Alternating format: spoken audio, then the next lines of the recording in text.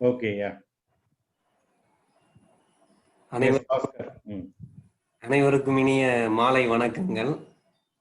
விவசாயிகள் விவசாயத்தை அறிவியல் ரீதியாகவும் விஞ்ஞான ரீதியாகவும் அணுகுதல் வேண்டும், அதற்கு ஆவண செய்திடல் வேண்டும் என்கின்ற உயரிய நோக்கத்துடன் மத்திய அரசின் தன்னாட்சி அமைப்பான விக்யான் பிரச்சாரும் விக்யான் பிரச்சாரின் தமிழ் பிரிவான அறிவியல் பலகையும் தமிழ்நாடு அறிவியல் தொழில்நுட்ப மையமும் அறிவு தோட்டமும் இணைந்து தொடர்ந்து நடத்தி கொண்டிருக்கின்ற இந்த விவசாயிகள் விஞ்ஞான கருத்தரங்கு இணையவழி சந்திப்பு 15இல் நம்முடன் இணைந்திருக்கின்ற சிறப்பு விருந்தினர் விக்யான் பிரச்சாரை சார்ந்த முதுநிலை விஞ்ஞானி முனைவர் தாவி வெங்கடேஸ்வரன் அவர்கள். அவர் கற்பனாவாத நிலைத்தகு விவசாயமும் அறிவியல் பூர்வமான சமத்துவ விவசாயமும் என்கிற தலைப்பிலே இன்று நம்மிடையே சிறப்புரையாற்ற இருக்கின்றார்கள். இந்த நிகழ்வானது விவசாயிகளுக்கு மிகவும் பயனுள்ளதாக இருக்கின்றது. விவசாயிகள் மத்தியிலே மிகுந்த வரவேற்பினையும் பெற்றிருக்கின்றது. அதே போல இன்றைய இந்த நிகழ்வும் நிச்சயம் விவசாயிகளுக்கு பயனுள்ளதாக இருக்கும் என்பதில் எந்த மாற்று கருத்துக்கும் இடமில்லை. தற்போது அறிவு தோட்டத்தை சார்ந்த கு செந்தமிழ் செல்வன் அவர்கள் முனைவர் தாவி வெங்கடேஸ்வரன் அவர்களை வரவேற்று பேசுவார்கள். நன்றி பாஸ்கர். அன்பிற்குரிய நண்பர்களே, அனைவருக்கும் என்னுடைய வணக்கங்களை தெரிவித்துக் கொள்கின்றேன். அறிவியல் பலகை மற்றும் தமிழ்நாடு அறிவியல் தொழில்நுட்ப மையம், அறிவு தோட்டம் மூன்றும் இணைந்து விவசாயிகளுக்கான இந்த கருத்தரங்கை ஒவ்வொரு வாதமும் புதன்கிழமை மாலை 6 to 8 மணி வரை நடத்தி வருகின்றோம். இது விவசாயிகள் மத்தியிலும் விவசாயத்தை ஆதரிக்கின்ற பல்வேறு மத்தியதர பகுதியினர் இடையிலேயும் இது நல்ல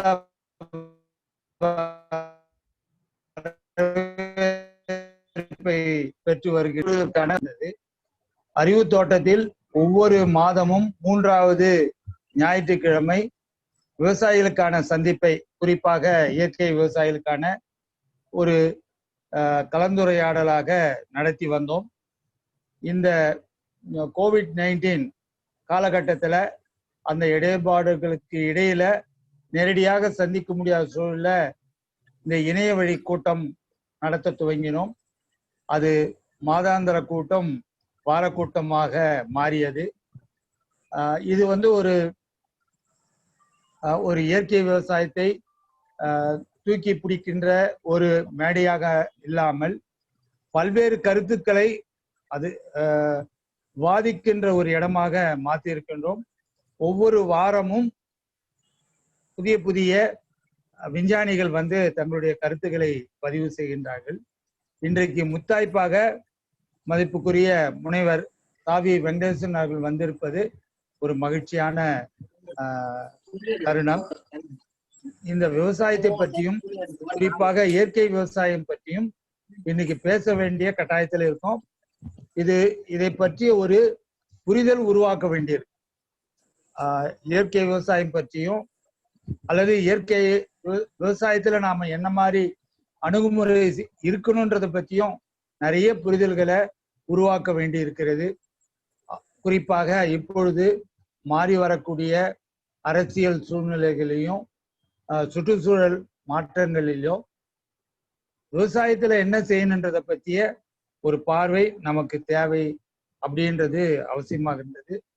அந்த வகையில விவசாயிகள்லாம் தாண்டி விஞ்ஞானிகளையும் இதை பார்க்குறாங்க, விவசாயிகளை விஞ்ஞானிகளும் பார்க்குறாங்க அப்படின்ற புரிதல்ல தாவி வெங்கடேசன் அவர்கள் இன்னைக்கு பேச வந்திருப்பது ஒரு மகிழ்ச்சியான விஷயம்.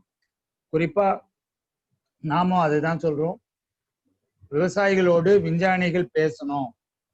இன்னைக்கு ஏராளமான விவசாயிகள், நேற்றுக்கு முன்தினம் கூட ஒரு நண்பனுடைய இயற்கை விவசாயம் செய்யக்கூடிய ஒரு நண்பருடைய நிலத்துக்கு போயிருந்தோம்.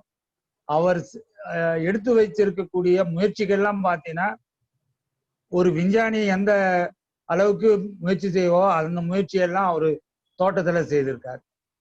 தன் தோட்டத்துக்கான நீர் பாய்ச்சலுக்கு கூட குட்டை வழியாக முதல்ல ஒரு குட்டையில அவர் என்னென்னலாம் சத்து கொடுக்கணுமோ அந்த அந்த குட்டை தண்ணியில அதை வந்து ஊற வைக்கிறாரு அல்லது அதில் கலக்கிறாரு. அதிலிருந்து நீர் வடிந்து அதுக்கு கீழ்ப்பகுதியில் இருக்கிற இன்னொரு குட்டையில போய் அந்த சத்தையெல்லாம் கலந்து அந்த தண்ணீரோடு கலந்து அந்த குட்டையில பொறுத்தவரை மீன்களும் இருக்குது, வாத்துகளும் அவர் வந்து அதிலே வளர்க்குறாரு. அந்த குட்டையிலிருந்து தண்ணியை வந்து வால்வு மூலம் தன்னுடைய தோட்டம் கிட்டத்தட்ட 5 ஏக்கர் நிலத்துக்கும் அந்த குட்டை தண்ணீரை தான் அனுப்புறாரு. இதெல்லாம் வந்து யாரும் அவருக்கு அப்படி ஒரு இன்ஸ்பிரேஷன் கிடைச்சதுன்னு தெரியாது. அதுல இன்னும் என்னென்ன இன்னும் கூடுதலா சேர்க்க முடியுன்றதெல்லாம் கூட இன்னும் பார்க்க வேண்டும். அசோலா வளர்க்க முடியும். இந்த மாதிரி அதாவது தங்களுடைய சொந்த முயற்சியில புதிய புதிய கருத்தாக்கங்களை உருவாக்கிட்டு இருக்காங்கன்றதான் நான் பதிவு செய்ய விரும்புகிறேன். இப்ப இத எந்த அளவுக்கு இது ஒரு நீண்ட காலத்துக்கு இந்த மாதிரி விவசாயங்கள்லாம் பயன்படும், அல்லது இன்னைக்கு வந்து ஒரு 50 ஆண்டு கால ரசாயன பயன்பாட்டுக்கு அப்புறம் நம்ம இதை திரும்பி பார்க்கிறோம். இந்த காலகட்டத்தில் என்ன செய்யணுன்ற ஒரு புரிதலும் தேவைப்படுது. நிறைய வாதங்கள் நடக்குது. அதில் இது ஒரு வாதமாக, ஒரு தெளிவு ஏற்படுத்தக்கூடிய ஒரு விவாதமாக முனைவர் தாவி வெங்கடேசன் அவர்களை பேசுவார்னு நம்ம எதிர்பார்க்கின்றோம். குறிப்பா தாவி வெங்கடேசனோட நாங்க அறிமுகப்படுத்த வேண்டாம், என்ன சொல்லலாம், சூரியனை அறிமுகப்படுத்துற மாதிரி இங்கே இந்தியா முழுவதும் அறிமுகமான ஒரு மக்கள் விஞ்ஞானி, நம்ம தான் சொல்லி ஒரு மக்கள் விஞ்ஞானி, மக்களுக்காக சிந்திக்கின்ற ஒரு விஞ்ஞானியாக, அதுவும் தெளிவாக எளிமையாக சொல்லக்கூடிய ஒரு விஞ்ஞானியாக அவர் வந்து விவசாயிகளோடு உறவாடுவதற்காக நானும் ஒரு விவசாயியா அவரை வரவேற்பதிலும் விவசாயிகள் சார்பாக வரவேற்பதிலும் மகிழ்ச்சி அடைகின்றேன். அவரை உரையாற்றும்போது அன்போடு கேட்டுக்கொள்கிறேன். நன்றி. நன்றி. வணக்கம் செந்தமிழ் செல்வன், பாஸ்கர், ஸ்ரீகுமார் மற்றும் இதுல இணைஞ்சிருக்கக்கூடிய எல்லா நண்பர்கள், முகநூல் போன்றவற்றில் பார்க்குறவங்க எல்லோருக்கும் என்னுடைய நன்றி. ஐ திங்க் நேரடியா என்னுடைய உரைக்கு போயிடலாம்னு நினைக்கிறேன். ஸோ என்னுடைய ஸ்லைட் ஷேர் பண்ணி லெட் மீ ஸ்டார்ட். ஓகே, நான் ஆரம்பிக்கிறேன். இங்க இந்த படத்துல பாக்குறது என்ன பயிர்? கடந்த ஒரு வாரத்துல நிச்சயமா நாம எல்லாரும் இது சாப்பிட்டிருப்போம். ஓகே,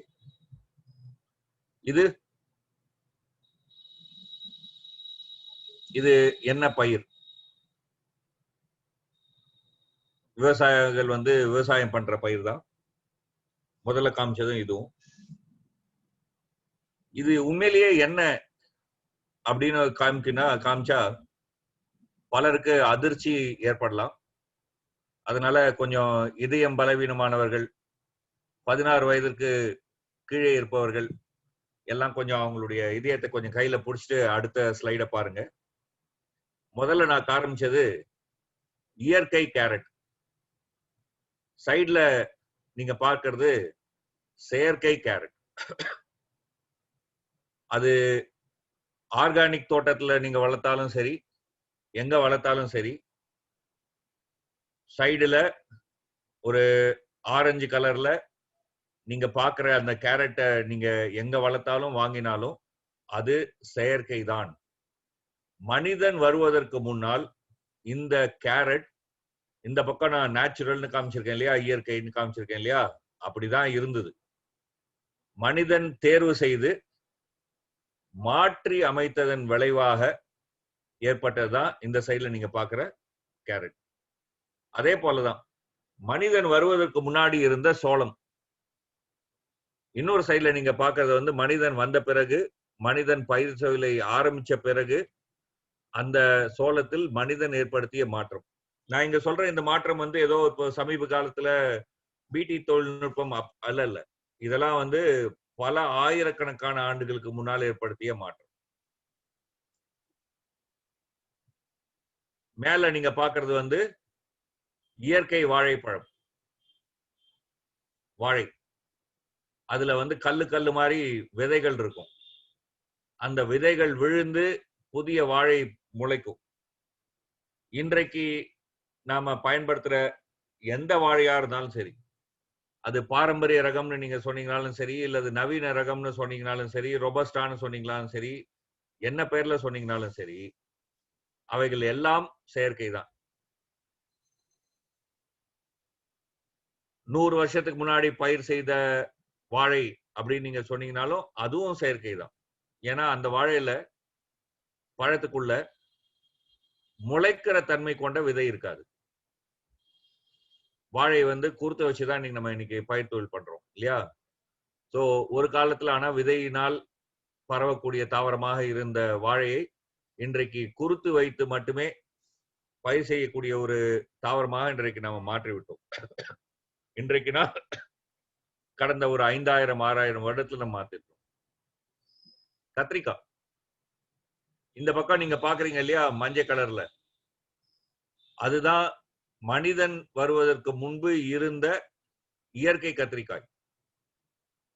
இன்னொரு சைடுல நீங்க பாக்குறது நம்ம விவசாயம் ஆரம்பித்த பிறகு ஏற்பட்ட மாற்றத்தின் காரணமா வந்திருக்கக்கூடிய கத்திரிக்காய். பிடி கத்திரிக்காய் இல்ல, பாரம்பரிய கத்திரிக்காய். விவசாயம் என்பது லெக்சர். விவசாயம் என்பது ஒரே செகண்ட்.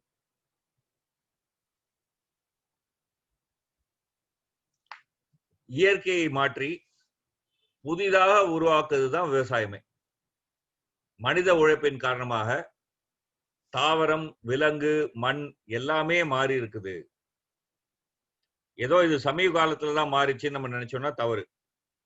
மனிதன் விவசாயம் செய்ய ஆரம்பித்த உடனேயே, அதாவது நம்ம நாகரிகம்னு சொல்றோம் இல்லையா, ஊர்கள் தோன்றி ஊர்களை சுற்றி காட்டை கழனியாக்க மாற்றி பயிர் தொழிலை மனிதன் துவங்கிய சமயத்திலேயே இயற்கையை மாற்றி அமைக்கக்கூடிய ஒரு முறை உருவாகிவிட்டது. கடந்த 10,000 15,000 ஆண்டுகளாக இது நடக்குது அப்படின்னு நம்ம வந்து பார்க்கலாம். மாற்றினான் சொன்னா ஏற்கனவே இருந்த வாழைப்பழத்தினுடைய தன்மையை மாற்றினான் அப்படின்னு சொல்லுது ஒண்ணு. அதுவரையில் உலகில் இருக்கவே இருக்காத, உலகில் இல்லாத சில தாவரங்களையும் மனிதன் உருவாக்கி இருக்கிறான். செயற்கை தேர்வு, ஆர்டிபிஷியல் செலக்ஷன் அப்படிங்கிற தொழில்நுட்பம். அன்றைக்கு அந்த பெயர்லாம் கிடையாது. ஆனா நவீன பார்வையிலன்னு பார்க்கும்போது அது வந்து ஆர்டிபிஷியல் செலக்ஷன் அப்படிங்கிற டெக்னாலஜி. அதை பயன்படுத்தி அதுவரையில் மனிதன் பயிர் தொழில் செய்கின்ற வரையில் உலகத்தில் இல்லவே இல்லாத சில புதிய தாவரங்களை மனிதன் உருவாக்கி இருக்கிறான். எடுத்துக்காட்டா ஒரு செடி, மஞ்சள் கலர்ல பூ பூக்கிற ஒரு செடி. அந்த செடியை பயிர் செய்த போது, அந்த செடி வளர்ந்த போது ஒவ்வொரு செடிக்கும் கொஞ்சம் கொஞ்சம் வித்தியாசம் இருக்கும் இல்லையா? இதுல சில தாவரங்களுக்கு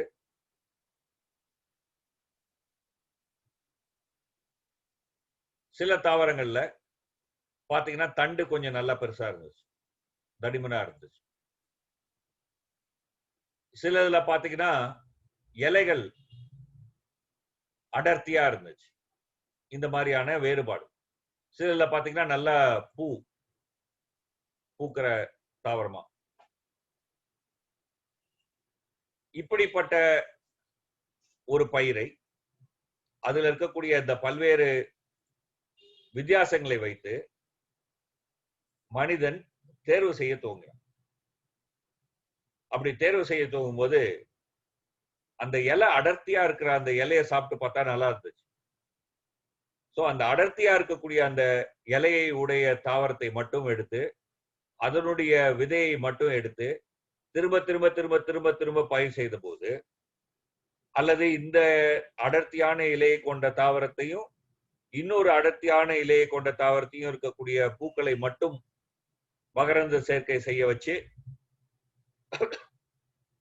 அத பயிர் செய்ய ஆரம்பிச்ச போது உங்களுக்கு அது மாதிரி அதை மட்டுமே வந்து திரும்ப திரும்ப திரும்ப நீங்க வந்து பயிர் செய்து பல ஆண்டுகள் பல முறைகள் செஞ்சு வந்தபோது இறுதியா நமக்கு கிடைச்சதுதான் முட்டைக்கோஸ். முட்டைக்கோஸ் அப்படின்னு சொல்லக்கூடிய அந்த கோஸ் என்று சொல்லக்கூடிய அந்த தாவரம் மனிதன் வருவதற்கு முன்னால் உலகத்தில் இருக்கவே இல்லை. அதே செடி, அந்த மஞ்சள் பூவோட இருக்கக்கூடிய செடி சொன்ன இல்லையா, அதே செடியில சில சமயம் பூக்கள் முழுமையா மலராம அது ஒரு வித்தியாசமாக இருந்தது. அந்த பூக்களை, அந்த மாதிரி வித்தியாசமா இருக்கக்கூடிய அந்த பூக்களை சாப்பிட்டு பார்த்தா நல்ல சுவையா டேஸ்டா இருந்துச்சு.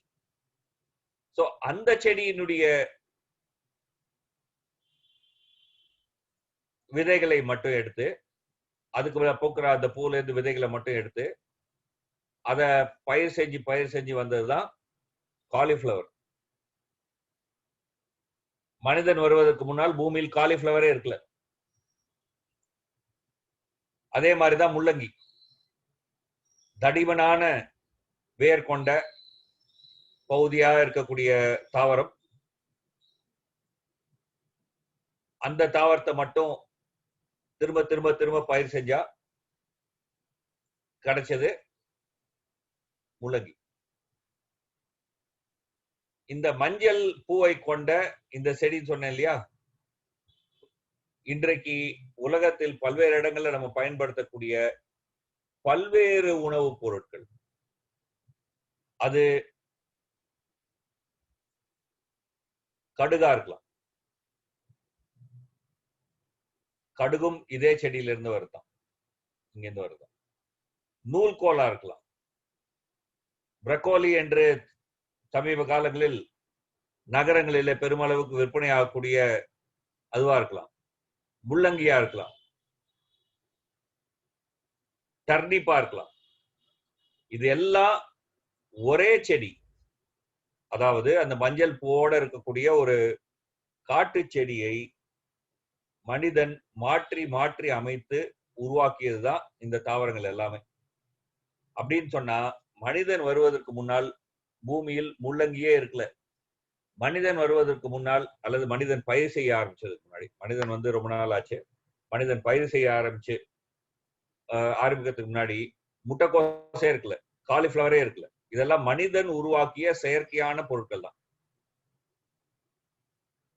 பல்வேறு முறைகளில் பல்வேறு விதமான தாவரங்களை அந்த ஒரே ஒரு செடி, வைல்டு மஸ்டர்ட் அப்படின்னு சொல்லுவாங்க, அதாவது காட்டு கடுகு என்ற அந்த தாவரத்திலிருந்து இந்த பல்வேறு வகையான உணவுப் பொருட்களை, தாவரங்களை மனிதன் உருவாக்கினான். அதே போலதான் இன்னொரு சுவையான செய்தி என்னன்னு பாத்தீங்கன்னா, மனிதன் வருகையால் காப்பாற்றப்பட்ட அவகோடா. அகைன் நகரங்கள்ல இன்னைக்கு வந்து இந்த அவகோடா அப்படிங்கிற அந்த பழம் வந்து விற்பனை ஆகுது. நடுவுல பாத்தீங்கன்னா ரொம்ப நல்ல பெரிய சைஸ்ல ஒரு கொட்டை இருக்கும், நல்ல தடிமனான கொட்டை.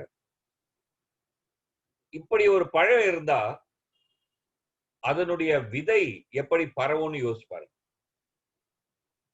இப்ப குட்டி பழமா இருந்தா பறவைகள் சாப்பிட்டு பறவைகளுடைய வயத்துக்குள்ள அந்த விதைகள் போய், அந்த பறவை எங்கேயாவது போய் எச்சம் போடும்போது அந்த விதை விழுந்து முளைக்குது அப்படின்னு நம்ம படிச்சிருக்கோம் விதை பரவல் குறித்து.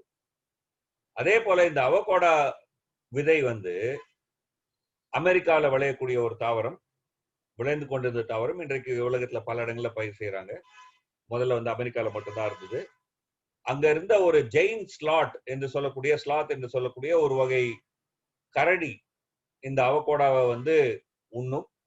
அந்த கரடி இங்கே அங்கேயும் போகும்போது அதனுடைய மலத்தின் வழியாக இந்த கொட்டை அங்கே விழுந்து, அந்த விதை அங்கே விழுந்து, அங்க அந்த புதிய செடி முளைக்கும். இப்படிதான் இருந்தது. ஆனா இந்த ஜெயின் ஸ்லாத் என்று சொல்லக்கூடிய இந்த மிருகம் அந்த சமயத்தில் அமெரிக்காவில் ஒழிந்து போய் கொண்டிருந்தது. அதாவது அது வந்து காணாமல் போய் கொண்டிருந்தது. இயற்கையா.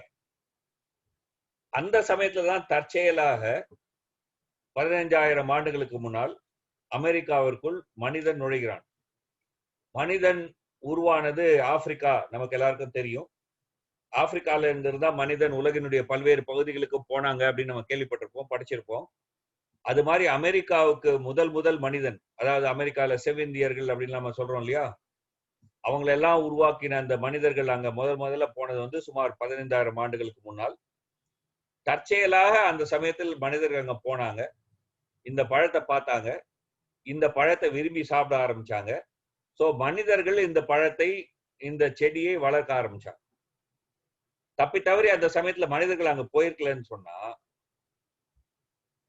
ஜெயின்ஸ் லாக் காணாம போன மாதிரி இந்த மரமும், இந்த பழ மரமும் காணாமலே போயிருக்கு. ஆப்பிள், மனிதன் இன்றைக்கு ஆப்பிள் மரத்தை வளர்க்காமல் ஆப்பிள் தானா வளர முடியாது. அபோரல் அப்படின்னு சொல்லுவாங்க. அதாவது மனிதனால் விளைவிக்கப்படக்கூடிய தாவரமாக இன்றைக்கு ஆப்பிள் இருக்கு. எப்படி உதாரணமாக பல்வேறு விலங்குகள் பல்வேறு தாவரங்களை வளர்க்கக்கூடிய விலங்குகளாக இருக்கிறதோ, அதாவது அதை விரும்பி சாப்பிடும், அதனுடைய விதையை வந்து இன்னொரு இடத்துல மலத்தின் வழியாக கொண்டு போய் போடும் அப்படின்னு சொல்றோம் இல்லையா, அது மாதிரி மனிதனை பொறுத்த வரைக்கும் மலத்தின் மூலமா போடுவதில்லை, தேர்வு செஞ்சு மனிதன் விவசாயம் செய்வதனால ஆப்பிள் இருக்கு. சுமார் 10,000 ஆண்டுகளுக்கு முன்னால் மனிதன் பயிர் தொழிலை ஆரம்பித்தார்கள். தான்னா ஏதோ மனிதன்னா ஆண்கிற தன்மை வருது, அதனாலதான் என்னுடைய படத்துல பாத்தீங்கன்னா பெண்கள் நிறைய நான் போட்டிருந்தேன். துவக்க காலத்தில் வரலாற்று ஆசிரியர்கள் என்ன சொல்றாங்கன்னு சொன்னா, விவசாயத்துல ஈடுபட்டு வந்தது பெண்கள் தான் முக்கியமா இருந்தாங்க அப்படின்னு சொல்றாங்க. ஸோ அந்த அந்த சர்ச்சையை நம்ம பின்னாடி பேசிக்கலாம், இதோட சொல்றதில்ல, சின்ன தகவலுக்காக சொன்னேன். சுமார் 10,000 ஆண்டுகளுக்கு முன்னால் மனிதன் விவசாயத்தை ஆரம்பிக்கும் போது ஒரே இடத்துல குடியிருக்க வேண்டி வந்தது. அது வரைக்கும் விலங்குகள் பின்னாடி வேட்டையாடுவதற்காக விலங்குகள் வந்து வலசை போகும்போது அது பின்னாடியே போய் கொண்டிருந்த மனிதன் ஒரு இடத்துல நிலத்துல பயிர் செஞ்சு அந்த பயிர் வளர்ற வரைக்கும் காத்திருந்து பயிரை அறுவடை செஞ்சு உணவா உண்ணுவதற்காக ஒரே இடத்தில் இருக்க வேண்டி இருந்தது. அப்படிதான் கிராமங்கள் உருவாகின, குடியிருப்புகள். கிராமம்னு நம்ம இப்ப பேர் சொல்றோம், குடியிருப்புகள் என்ன விதமான குடியிருப்பு. அப்படி உருவான போதுதான் மனிதன் பல்வேறு விதமான தாவரங்களை டொமஸ்டிகேஷன் என்று சொல்ற மாதிரி, விலங்குகளை பண்ணும்போது நம்ம வந்து டொமஸ்டிகேஷன் சொல்லுவோம், தாவரங்களுக்கும் அதே தான், பயிர் தாவரமாக வளர்க்க ஆரம்பிச்சான். தாவரத்திற்கும் பயிர் தாவரத்துக்கும் வித்தியாசம் இருக்கு. பயிர் தாவரங்கள் எல்லாம் மனிதனால் மாற்றி அமைக்கப்பட்டது. எடுத்துக்காட்டா நான் உங்கள்கிட்ட முன்னாடியே காமிச்ச மாதிரி சோளம் எடுத்துட்டீங்கன்னு சொன்னா, மனிதன் வளர்க்க ஆரம்பிக்கிறதுக்கு முன்னாடி இயற்கையாக இருந்த சோளம் சுமார் 7,000 பிசி அப்படின்னு சொன்னா, இன்னில இருந்து பாத்தீங்கன்னு சொன்னா 9,000 ஆண்டுகளுக்கு முன்னால இருந்தது மிகச் சிறியது, வெறும் 19 மில்லிமீட்டர். இன்னைக்கு வந்து 190 மில்லிமீட்டர் அதனுடைய அளவு. வெறும் 8 வெரைட்டி தான் இருந்தது, 8 வகைகள் தான் இருந்தது. இன்றைக்கு சற்றேறக்குறைய 200 வெரைட்டி இன்றைக்கு சோளத்துல இருக்கு. ஆரம்பத்துல சோளத்துல இருந்த சர்க்கரை சத்து வெறும் 1.9. இன்றைக்கு நாம பயிர்ல வளர்க்கக்கூடிய இந்த சோளத்துல சர்க்கரை சத்து வந்து 6.6, அதாவது 3 மடங்கு அதிகமான சுவை. அந்த காலத்தில் மத்திய அமெரிக்கா, அதாவது மெக்சிகோ போன்ற இடங்கள்ல மட்டும்தான் இந்த சோளம் விளைவிச்சு வந்தது. இன்றைக்கு உலகத்துல பாத்தீங்கன்னு சொன்னா 69 நாடுகள்ல, இந்தியா உட்பட நமக்கு இன்னைக்கு சோளத்தை வளர்க்கிறோம். சோ சோளம் என்பது அமெரிக்காவில் உருவான ஒரு தாவரம், மனிதனால் எடுத்து வரப்பட்டு இந்தியாவில் நாம் வளர்க்கிறோம். இந்தியாவில் இயற்கையா இருந்த ஒரு தாவரம் அல்ல. அதே போலதான் தர்பூசணி. அன்றைக்கு இருந்த, அதாவது 5,000 ஆண்டுகளுக்கு முன்னாடி இருந்த இயற்கையான தர்பூசணி ஆப்பிரிக்கால இருந்தது, வெறும் 50 மில்லிமீட்டர். இன்றைக்கு பாத்தீங்கன்னு சொன்னா அதனுடைய சைஸ் எவ்வளவு பெருசா இருக்கு நம்ம பார்க்கலாம். அன்றைக்கு வெறும் 6 வெரைட்டி 6 வகைகள் தான் இருந்தது. இன்னைக்கு 1200 வகைகள் இருக்கு. ஆப்பிரிக்கால நமீபியா, போட்ஸ்வானால மட்டும்தான் பயிரானது இன்றைக்கு உலகம் முழுக்க 15 நாடுகளில் பயிராகிறது. வெறும் 1.9% தான் அதுல சர்க்கரை சத்து இருந்தது. 80% நீராக இருந்தது.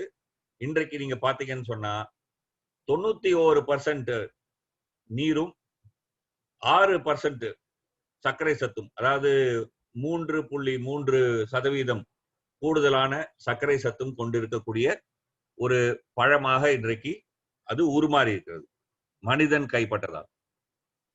பீச். இப்படி ஒவ்வொன்னா நான் சொல்லிட்டே போலாம். நேரம் கருதி எல்லாத்தையும் ஒவ்வொன்னா நான் சொல்ல போறது இல்ல. முக்கியமா சொல்ல வேண்டிய வந்த ஒரு விஷயம் நெல். இயற்கை நெல், செயற்கை நெல் அப்படின்னு நம்ம பேசிக்கிறோம். உண்மையான இயற்கை நெல் காட்டு நெல். இன்றைக்கு நம்ம பயன்படுத்துற எல்லா நெல்களும், அது மாப்பிள்ளை சம்பாவா இருக்கலாம், என்ன பேர்ல வேணா நீங்க சொல்லலாம், மாடர்ன் ஹைபிரிட்டா இருக்கலாம், அல்லது பாரம்பரிய நெல் வகையா இருக்கலாம், எல்லாமே மனிதன் மாற்றி அமைத்த ஒரு தாவரம் தான் நெல் பயிர். எல்லா மாற்றத்தையும் நான் உங்கள்ட்ட விளக்க போறதில்ல, ஒரு சில மாற்றங்கள் மட்டும் நான் காமிக்கிறேன். முதல் விஷயம், இங்க பாத்தீங்கன்னு சொன்னாக்க இயற்கையா இருக்கக்கூடிய, அதாவது மனிதன் பயிர் செய்யறதுக்கு முன்னாடி இருந்த நெல் பயிரினுடைய காட்டு வடிவம். அந்த காட்டு வடிவத்துல இது வளர்ந்த பிறகு, அதாவது நெட்டையாகவும் கதிர்கள் நெருக்கமாகவும் இருக்கக்கூடிய ஒரு பயிர் அப்படி மாறி இருக்கு. நெல் என்பது ஒரு புல் வகை. புல்ல நம்ம சைட்ல தொட்டு பார்த்தோம்னா கை அறுக்கிற மாதிரியான ஒரு ஃபீலிங் வரும். அந்த அறுக்கிற மாதிரியான ஃபீலிங், அந்த உணர்வு எதுல இருந்து வருதுன்னு பாத்தீங்கன்னா, அந்த நெல்லுடைய அல்லது எந்த புல்லினுடைய இலையிலும் இந்த மாதிரியான வடிவத்துல, அதாவது இந்த மாதிரியான, இதான் உண்மையான படம், புகைப்படம். இது கையால வரைஞ்சது, இதுதான் புகைப்படம்.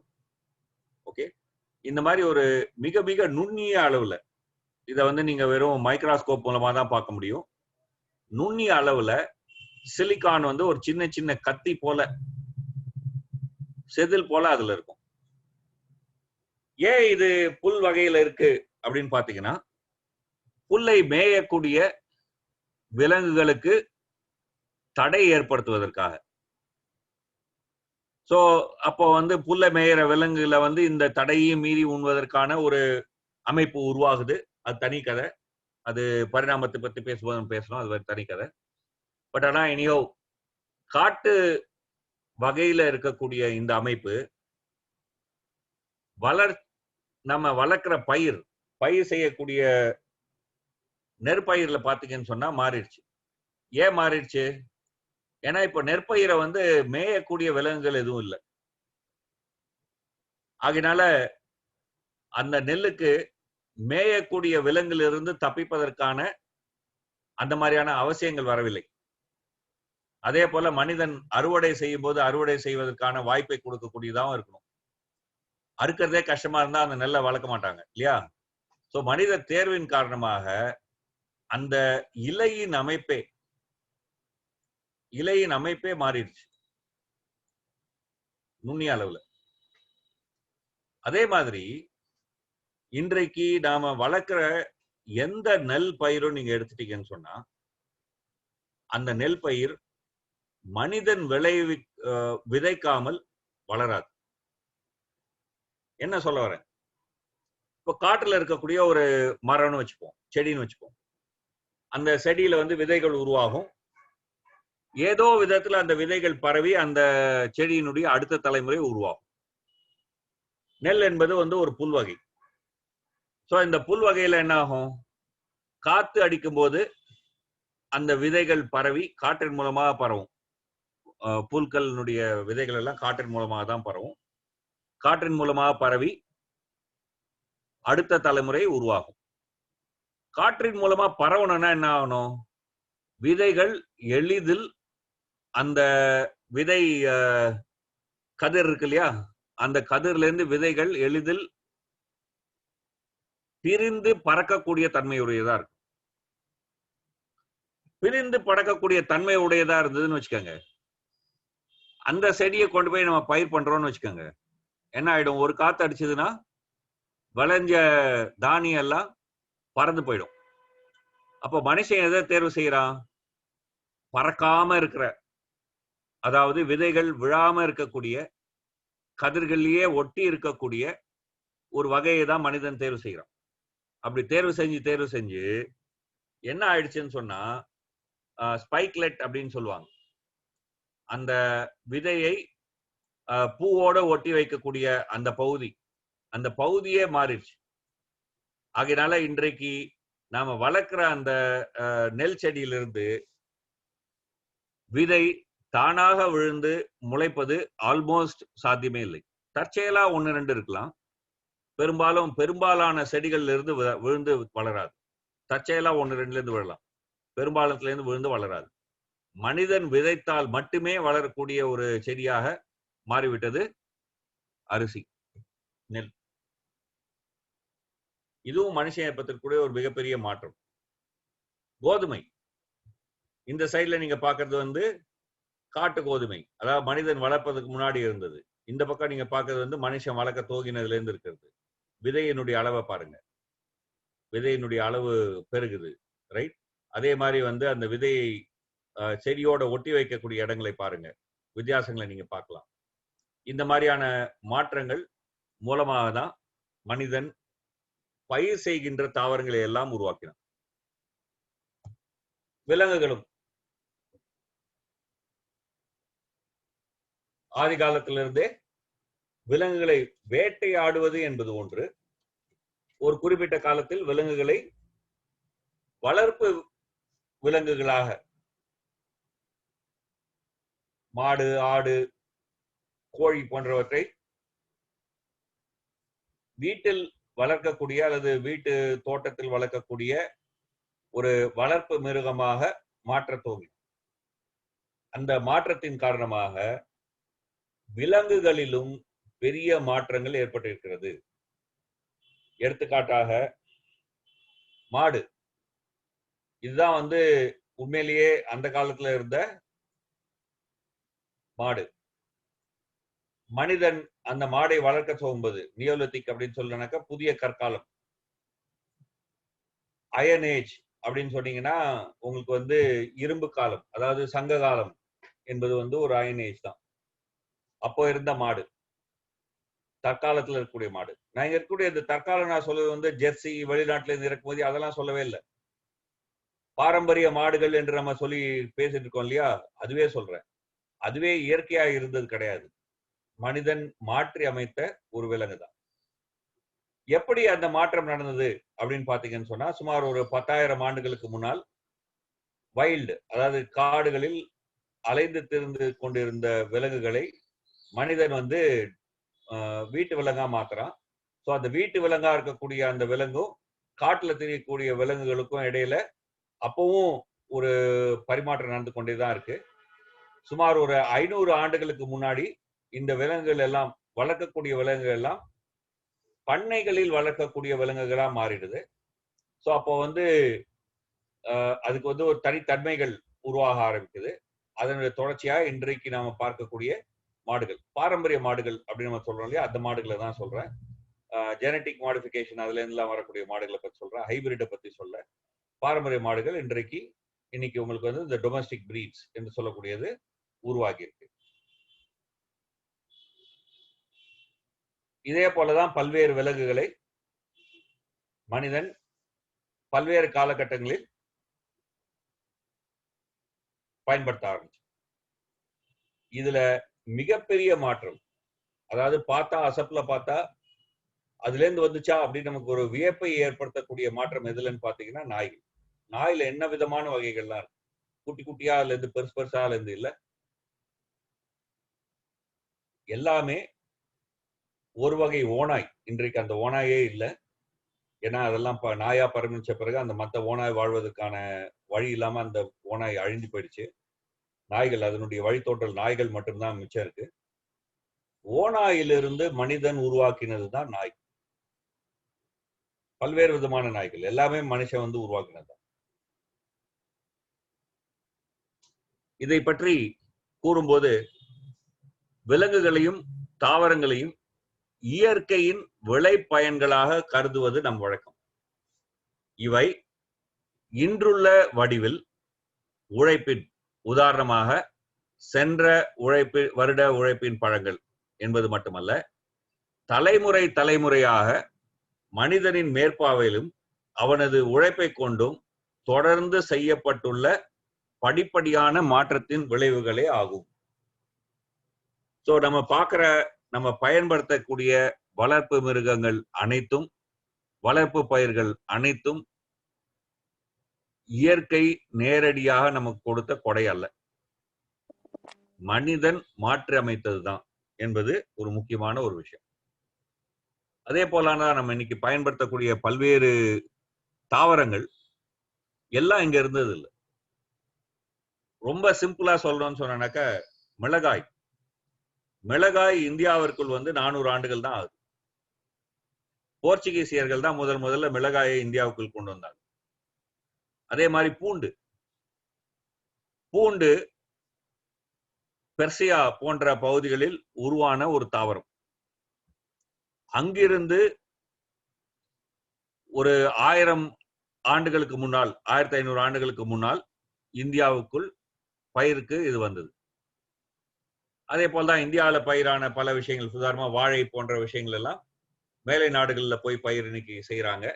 இந்த மாதிரி உலகின் ஒரு பகுதியில் உருவான தாவரத்தை இன்றைக்கு இன்னொரு பகுதியில் நம்ம பயிர் செய்யறோம். அதன் காரணமாக புதிய புதிய வகைகள் அந்த பயிர்க்குள்ள உருவாகுது. இந்தியா தன்னுடைய தாயகமே அல்ல மிளகாயை பொறுத்த வரைக்கும். ஆனால் சுமார் 200 வகை மிளகாய்கள் இந்தியாவில் உருவாகின்றன. ரைட்? இந்த மாற்றங்கள் அப்படின்னு சொல்லும்போது, இந்த மாற்றங்கள்ல வந்து 2 விதமான விஷயங்கள் நடக்குது. ஒண்ணு,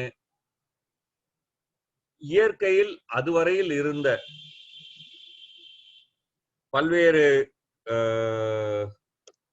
என்னன்னு சொல்லலாம், டைவர்சிட்டி, அதாவது பல்வேறு வகைகள் இயற்கையில இருந்தத மனிதன் தேர்வு செய்கிறான். இப்படி இவ்வளவு பல வகைகள் இருந்ததுன்னு சொன்னா அதுல மனிதன் தேர்வு செய்யறான், அதுல சிலதை விட்டுறான். அதுக்கு பிறகு வீட்டு விலங்கா மாத்திய பிறகு இன்னும் கொஞ்சமா குறையுது, இதுல இருந்து அதுல கொஞ்சம் வகைகள் விட்டு போகுது. இந்த வீட்டு விலங்கிலிருந்து மேம்பட்ட, சாரி யாராவது மைக்க மியூட் பண்ணாம பேசுறீங்க, ப்ளீஸ் மியூட் பண்ணுங்க. மகேந்திரவர்மன், மிஸ்டர் மகேந்திரவர்மன், உங்களுடைய மைக்க கொஞ்சம் மியூட் பண்ணுங்க ப்ளீஸ். ஓகே. சோ இந்த செயற்கை தேர்வு காரணமாக நம்ம செய்யும் போது மிக குறைவான எண்ணிக்கையில் தான், அதாவது ஆரம்பத்துல இயற்கையில இருந்ததுல இருந்து மிக குறைவான எண்ணிக்கையில் தான் நம்ம வந்து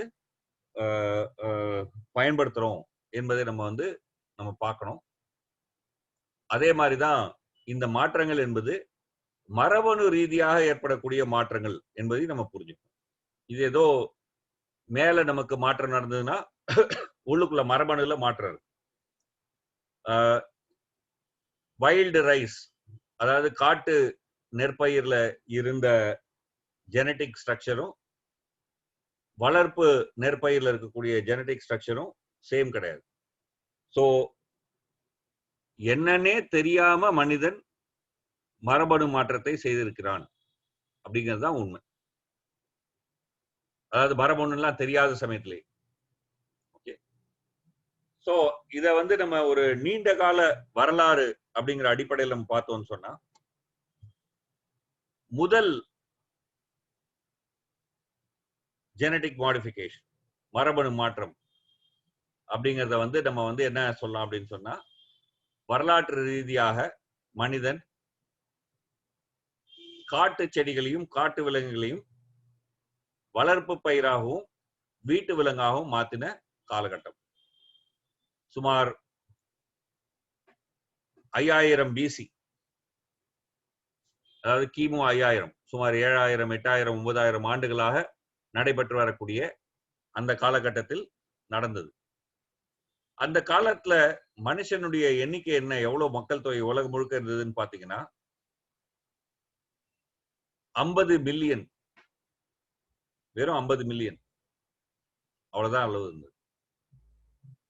சுமார் 1900வது ஆண்டு, அதாவது ஒரு 200 ஆண்டுகளுக்கு முன்னால் விவசாயத்தில் இரண்டாவது புரட்சி ஏற்பட்டது. ஹைபிரிட் என்று சொல்லக்கூடிய புரட்சி. இதுல பல்வேறு விதமான ஹைபிரிட் தாவரங்கள், ஹைபிரிட் விலங்குகள் போன்றவைகள் எல்லாம் உருவாக்கிடும். இப்போ சமீப காலத்துல 1980கள்ல இருந்து பாத்தீங்கன்னா 2000ல இருந்து அது வந்து செயல்பாட்டுல இருக்கு. பயோடெக்னாலஜி அதை யூஸ் பண்ணி பிடி காட்டன் போன்ற பல்வேறு விதமான விஷயங்களை பற்றி ஆராய்ச்சிகள் இன்றைக்கு நடந்து கொண்டிருக்கிறது. இதை பற்றியான விஷயங்கள் இன்றைக்கு நடந்து கொண்டிருக்கிறது.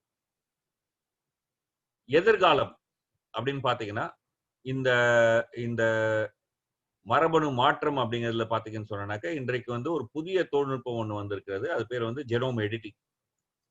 அந்த ஜெனோம் எடிட்டிங் வழியாக நாம புதிய வகை தாவரங்களை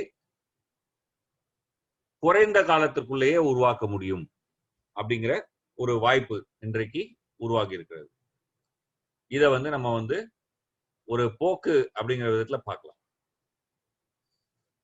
இது மாதிரி சொல்லும்போது பொதுவா என்ன சொல்லுவாங்க அப்படின்னு சொன்னா, மக்கள் தொகை பெருக்கம் இத்தகைய தொழில்நுட்ப மாற்றத்தை அவசியமாக்குகிறது அப்படின்னு சொல்லுவாங்க. மக்கள் தொகை பெருக்கம். மால்தூஸ் அப்படின்னு சொல்லக்கூடிய ஒரு தத்துவ ஞானியினுடைய பின்புலத்திலிருந்து வருகிறது.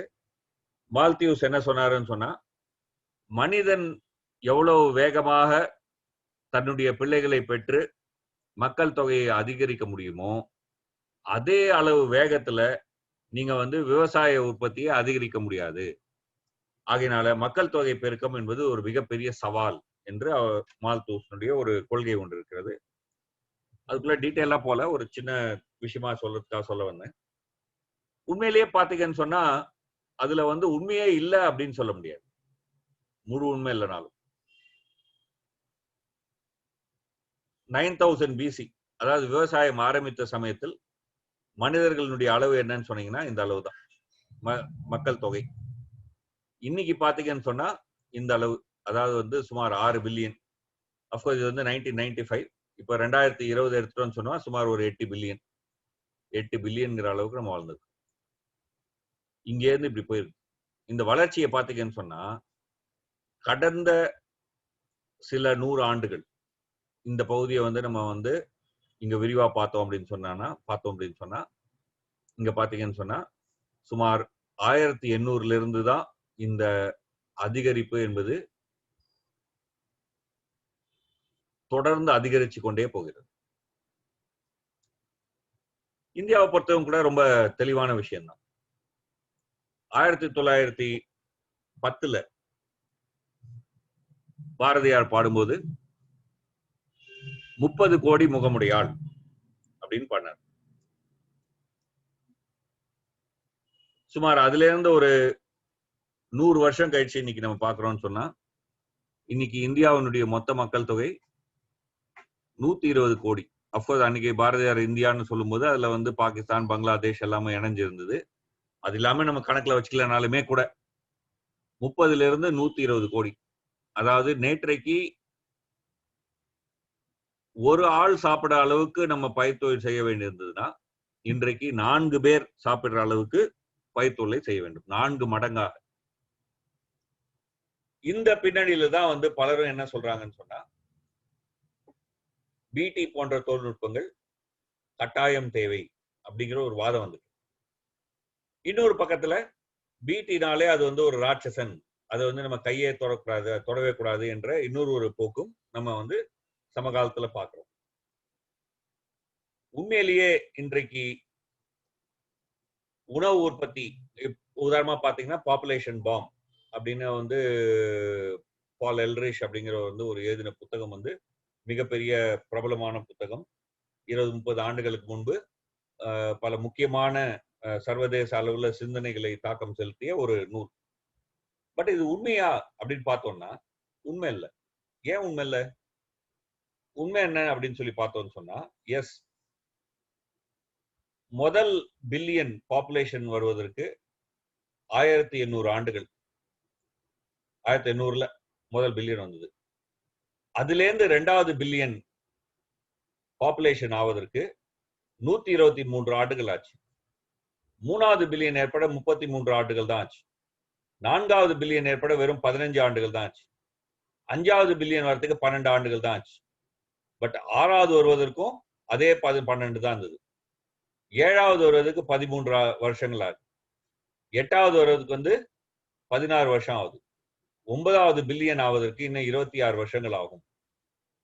அப்படின்னு சொன்னா மக்கள் தொகை ஏறிக்கொண்டே போல அது இறங்கி கொண்டும் இருக்கிறது என்று காமிக்குது. மக்கள் தொகை ஏன் ஏறுது, ஏன் இறங்குது? ஏறுவதற்கான காரணம் வளர்ச்சியின் காரணமாக, கூடுதலான மருத்துவ வசதிகள் ஏற்படுவதன் காரணமாக மக்களுடைய சராசரி ஆயுள் அதிகரிக்கிறது, குழந்தை இறப்பு குறைகிறது, கர்ப்பிணி பெண்களுடைய இறப்பு குறைகிறது, பல நோய்களுக்கு நம்ம வந்து இன்றைக்கு மருந்துகள் இருப்பது, தடுப்பூசி இருக்கு போன்ற காரணங்களால அன்றைக்கு கொத்து கொத்தாக இறந்த ஒரு நிலைமை இன்றைக்கு இல்லை. அதன் காரணமாக மக்கள் தொகை பெருக்கம் ஏற்படுகிறது. ஏன் குறைகிறது? ஒரு காலத்துல நீங்க ஒரு 10-12 குழந்தைகளை பெற்றால்தான் ஒரு சிலவாவது தப்பி பிழைக்கும் அப்படிங்கிற ஒரு நிலைமை இருந்தது. அப்போ என்ன நிலைமை இருந்தது? கூடுதலான பிள்ளைகளை பெறக்கூடிய ஒரு சூழ்நிலை இருந்தது. கல்வி வளர்ச்சி, குறிப்பாக பெண் கல்வி எங்கெல்லாம் உயர்ந்திருக்கிறதோ அங்கெல்லாம் நம்ம 2 விஷயத்தை பார்க்கிறோம். முதல் விஷயம், எந்த வயதில் திருமணமாகிறது, சராசரி வயது அது உயர்கிறது. சராசரி ஆண்டு உயர்ந்தாலே என்ன ஆகும்? அந்த பெண்ணினால் குழந்தை எவ்வளவு பெற்றுக்கொள்ள முடியும் என்கின்ற அந்த எண்ணிக்கை கொஞ்சம் குறையும் இல்லையா? இரண்டாவது, பெண் கல்வி பெற்றதுனால குறைவான எண்ணிக்கையில் தான் குழந்தைகளை பெற்றுக்கொள்ளக்கூடிய ஒரு சூழல் உருவாகி இருக்கிறது. இந்தியாவிலே நம்ம பார்த்துட்டோம்னு சொன்னா, அண்டை மாநிலமான கேரளால பாத்தீங்கன்னு சொன்னா சராசரியா இன்றைக்கு இருக்கக்கூடிய நிலைமை நாம் இருவர் நமக்கு ஒருவர் என்ற ஒரு சூழ்நிலைக்கு வந்துவிட்டது. அப்படின்னு சொன்னா இன்னும் கொஞ்ச காலத்துல கேரளாவுடைய மக்கள் தொகை குறைய ஆரம்பிக்கும். அதே போல்தான் ஜப்பானுடைய மக்கள் தொகை குறைய ஆரம்பிச்சிருச்சு. மேலை நாடுகள்ல பல நாடுகள்லயும் மக்கள் தொகை குறைய ஆரம்பிச்சிருச்சு. இந்தியான்னு மொத்தமா எடுத்துட்டோம்னு சொன்னா மக்கள் தொகை உயருது. ஆனா இந்தியாவிலும் இன்னும் சில ஆண்டுகளில் மக்கள் தொகை குறைய ஆரம்பிச்சிடும். சோ இது மக்கள் தொகை அப்படியே கூடிக்கிட்டே போகும் என்கின்ற அந்த மார்க்சுவல்ஸினுடைய கருத்து தவறு. வளர்ச்சி ஏற்பட்டால், மக்களுக்கு நல்வாழ்வு ஏற்பட்டால், மக்கள் கூடுதலாக பிள்ளை பெற்றுக் கொள்வதை குறைத்துக் கொள்வார்கள். எங்கெல்லாம் ஏழ்மை இருக்கிறதோ, எங்கெல்லாம் கல்வியின்மை இருக்கிறதோ, எங்கெல்லாம் வளர்ச்சி சென்றடையலையோ அங்குதான் மக்கள் தொகை பெருக்கம் என்பது கூடுதலாக இருக்கிறது. விதிவிலக்குகள் தனித்தனியா இருக்கலாம். நல்ல பணக்காரர், படிச்சவங்க, பெரிய ஃபேமிலியோட இருக்கலாம், நிறைய குழந்தைகள் பட்டிகள் இருக்கலாம். அதே மாதிரி வந்து ஒரு ஏழை ஒரே ஒரு பிள்ளையோடையும் இருக்கலாம். இந்த மாதிரி விதிவிலக்குலாம் இருக்கலாம். நான் சொல்றது வந்து பொதுவான ஒரு சராசரி என்று பார்க்கும்போது எங்கெல்லாம் வளர்ச்சி போய் சேர்ந்திருக்கிறதோ, குறிப்பாக பெண் கல்வி சேர்ந்திருக்கிறதோ, பெண்களுக்கு வேலை வாய்ப்பு ஏற்படுகிறதோ, அங்கெல்லாம் ஒரு குடும்பத்தில் பெற்றுக்கொள்ளக்கூடிய குழந்தைகளுடைய எண்ணிக்கை குறைந்து கொண்டே வந்து சமாளிக்கக்கூடிய அளவிற்கு மாறிவிடுகிறது என்பதை நம்ம பார்க்கணும். இரண்டாவது ஒரு விஷயம், இன்றைக்கே, நான் சொல்றது வந்து இன்னைக்கே, நாளைக்கு நாளைக்கு எதிர்காலத்துல புதிய தொழில்நுட்பத்தை பயன்படுத்தி எல்லாம் இல்லை. இன்றைக்கே உலகத்தில் உணவு உற்பத்தி ஆவது எவ்வளவு, உலகத்துல எவ்வளவு மக்கள் தொகை இருக்காங்க அப்படின்னு பாத்தீங்கன்னா இன்றைக்கு உலகத்துல இருக்கக்கூடிய மக்கள் தொகை போல 2-3 மடங்கு நபர்களுக்கு உணவு கொடுக்கக்கூடிய அளவிற்கு உணவு உற்பத்தி ஏற்கனவே உலகத்தில் நடந்து கொண்டிருக்கிறது. சோ உணவு பற்றாக்குறை இல்லை. உணவு பற்றாக்குறை இல்லைன்னா உணவு உற்பத்தியில பற்றாக்குறை இல்லை. நிச்சயமா உணவு பற்றாக்குறை இருக்கு, வறுமை இருக்கு, மக்கள்கிட்ட போய் உணவு போய் சேரல. சோ அதுக்கும் ப்ரொடக்ஷனுக்கும், அதாவது வந்து உற்பத்தி அளவிற்கும் தொடர்பு இல்லை அப்படின்னு பார்க்கணும். இந்த சூழ்நிலையில நம்ம இந்த மரபணு மாற்றிய தொழில்நுட்பம் குறித்து இன்றைக்கு இருக்கக்கூடிய சில விஷயங்களையும் நம்ம வந்து கூர்ந்து பார்ப்பது பயனுள்ளதா இருக்கும். எடுத்துக்காட்டா பிடி காட்டன், பிடி பருத்தியை பத்தி பார்க்கலாம். சுமார் 20-25 ஆண்டுகளுக்கு முன்பு இந்த பிடி காட்டன் இந்தியாவில் அறிமுகப்படுத்தப்பட்டது. அப்போ அறிமுகப்படுத்தினது வந்து போல்காட் டைப் 1 அப்படின்னு சொல்லக்கூடியது. அந்த பிடி விதையை சமாளிக்கக்கூடிய, எதிர்க்கக்கூடிய ஆற்றலை கொண்ட பூச்சிகள் உருவானதன் காரணமாக 2வது ஜெனரேஷன் போல்காட் 2, இப்போ போல்காட் 3 வரைக்கும் போயிட்டாங்க. அதாவது என்ன அர்த்தம் அப்படின்னு சொன்னா, இந்த பிடி தொழில்நுட்பத்தினால பூச்சி தொல்லை ஒழியவில்லை. ஆரம்பத்துல போட்டதை விட கொஞ்சம் தீவிரமானது, அதை விட இன்னும் தீவிரமானது, அதை விட இன்னும் தீவிரமானது என்று நம்ம விதைகளுடைய வீரியத்தன்மையை உயர்த்தி கொண்டே போகக்கூடிய தேவை ஏற்படுகிறது என்பதை வெகு தெளிவாக சுட்டிக்காட்டும். அதே போல இந்தியாவில் நீங்க பாத்தீங்கன்னு சொன்னா, ஆரம்பத்துல வேக வேகமா விவசாயிகள் இந்த பிடி தொழில்நுட்பத்தை ஏற்றுக்கொண்டு பயிர் செய்ய ஆரம்பிச்சாங்க. சமீப காலத்துல பாத்தீங்கன்னு சொன்னா, இதனால் ஏற்படக்கூடிய உற்பத்தி என்பது சரிந்து கொண்டு வருகிறது. சரிந்து கொண்டு வருவதற்கு வந்து நிறைய காரணங்கள் இருக்கு. ஒரு காரணம், இந்த பிடி தொழில்நுட்பத்தினுடைய விதை, இந்த தாவரங்களை சமாளிக்கக்கூடிய, அதாவது பிடி ரெசிஸ்டன்ட் பூச்சிகள் உருவாக ஆரம்பிச்சிருச்சு. பிடியால் அழிஞ்ச பூச்சிகள்னால அந்த பூச்சியினுடைய இடத்துல நிரப்புவதற்காக வந்த புதிய பூச்சிகள் தொல்லையாக ஆரம்பிச்சிருச்சு. இந்த தாவரத்தினுடைய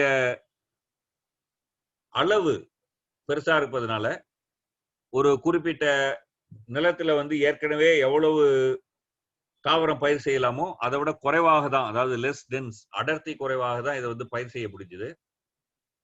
ஆகையினால உற்பத்தி பெருக்கம் என்பது தடைப்பட்டு போச்சு. இந்த மாதிரி பல்வேறு காரணங்களால உண்மையிலேயே இந்தியாவில் என்ன நிலைமைன்னு பார்த்தோம்னு சொன்னா, பிடி காட்டனுடைய உற்பத்தி, அதாவது வந்து பர் ஹெக்டேர் உற்பத்தி அளவு எவ்வளவு, உற்பத்தி திறன் பார்த்தீங்கன்னா சரிந்து கொண்டு வருகிறது. இதுல ஒரு முக்கியமான விஷயம் என்ன அப்படின்னு பாத்தீங்கன்னா, ரெசிஸ்டன்ஸ் அப்படின்னு சொல்லுவாங்க, அதாவது தாங்கும் சக்தி. இப்போ எடுத்துக்காட்டா ஆரம்பத்துல ஒரு பூச்சி இருக்குன்னு வச்சுப்போம், ஒரு பெஸ்ட். அந்த பூச்சி தான் உங்களுக்கு ப்ராப்ளம். ஆனா அந்த பூச்சிகள்லயும் சில வேறுபாடுகள் இருக்கும் இல்லையா? சிலது இதை விட வேறுபாடா இருக்கு. இந்த பூச்சிகளை சமாளிப்பதற்காக நம்ம பூச்சிக்கொல்லி மருந்தையோ அல்லது பிடி தொழில்நுட்பம் போன்ற ஏதாவது ஒரு தொழில்நுட்பத்தை பயன்படுத்தும் போது நிறைய பூச்சிகள் இறந்து போகுது துவக்கத்துல. அப்போ என்ன ஆகும்? பூச்சி தாக்குதல் கம்மியா இருப்பதனால விளைச்சல் அதிகமாகும்.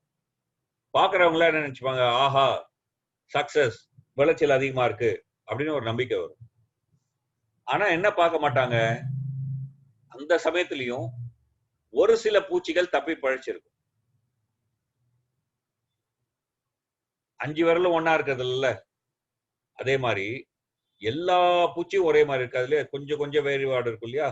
அந்த வேறுபாடுல தப்பி பழைக்கக்கூடிய வகைகள் மட்டுமே பழைப்பதனால அது மட்டும்தான் அடுத்த ஜெனரேஷன் உருவாயிட்டே இருக்கும். அப்போ ஒரு குறிப்பிட்ட கட்டத்துல பாத்தீங்கன்னு சொன்னா இந்த பூச்சிக்கொல்லியாலோ அல்லது அந்த பிடி டெக்னாலஜினாலோ கொல்லவே முடியாத ஒரு வகை ரெசிஸ்டன்ட் பூச்சிகள் உருவாகிடும். அந்த சமயத்துல என்ன ஆயிடும்? உற்பத்தி திறன் குறைஞ்சிடும். ஏன்னா இந்த பூச்சிகளை அந்த பிடி தொழில்நுட்பம் தடுக்க முடியாது. ஏன்னா இது மாறிய பூச்சி, பிடி ரெசிஸ்டன்ஸ் உருவான பூச்சி.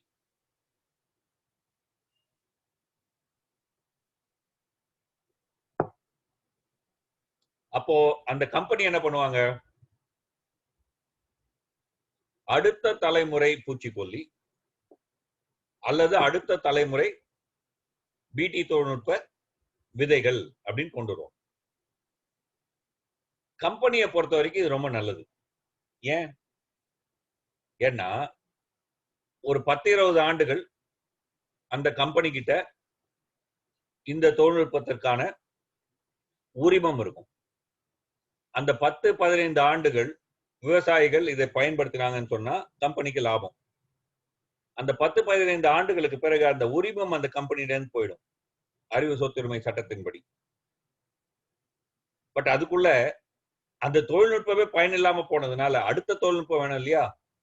சோ அதே கம்பெனி அடுத்த தொழில்நுட்பத்தை தயாரிச்சு கையில வச்சு அதை விட்டுருங்க, இதுக்கு வாங்க அப்படின்னு சொல்லலாம். சோ தொடர்ந்து அந்த கம்பெனியினுடைய லாபம் அதிகரித்து கொண்டே இருக்கும். தொடர்ந்து விவசாயிகள் கூடுதல் நெருக்கடியில ஆளாகக்கூடிய ஒரு சூழ்நிலையில இருப்பாங்க.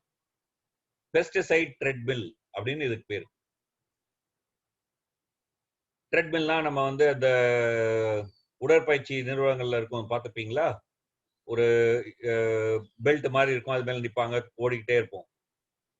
தமிழ்ல ரொம்ப சிம்பிளா சொல்லணும்னா புலிவால் பிடிச்ச கதை. புலியுடைய வாலை பிடிச்சதுனால அதை விடவும் முடியாது, அதோட சேர்ந்து ஓடவும் முடியாது அப்படிங்கிற ஒரு சூழ்நிலைக்கு உருவாகிறோம். இங்கதான் பிடி தொழில்நுட்பத்தினுடைய முக்கியமான சிக்கல் இருக்கு. பிடி அல்லது பயோடெக்னாலஜி என்பதே ஒரு பெரிய தவறு அப்படின்னு நம்ம பார்க்க முடியாது. அது பயன்படுத்தக்கூடிய விதம். இதே பயோடெக்னாலஜிய நான் ஏற்கனவே சொன்ன மாதிரி குறிப்பிட்ட வகை பூச்சி அந்த தொழில்நுட்பம் அழிக்குதுன்னு சொன்னா வேற வகை பூச்சிகளுக்கு அது வந்து இடம் கொடுக்க ஆரம்பிச்சு. அதாவது இதுவரை தாக்காத புதிய பூச்சிகள் தாக்கக்கூடிய ஒரு சூழ்நிலை ஏற்படும்.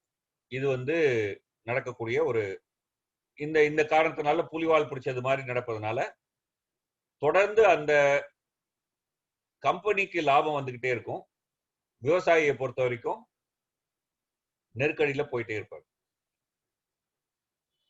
2000 2018 வரைக்கும் நீங்க ஈல்டு உற்பத்தி திறன் பாத்தீங்கன்னு சொன்னா உயர்ந்து கொண்டே போனது, திரும்பி கீழே சரிய ஆரம்பிச்சிருக்கு என்பதை நம்ம பார்க்கலாம்.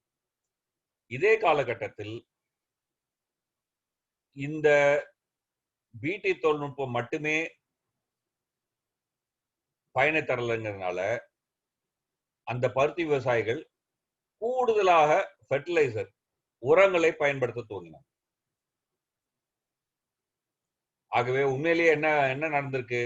பிடி தொழில்நுட்பத்தின் காரணமாக குறைவான உரம் போடுவோம், குறைவான பூச்சிக்கொல்லி பயன்படுத்துவோம், ஆகினால இயற்கைக்கு நல்லது என்று சொன்னது உண்மையில் தலைகீழாக மாறிடுச்சு. காரணம்,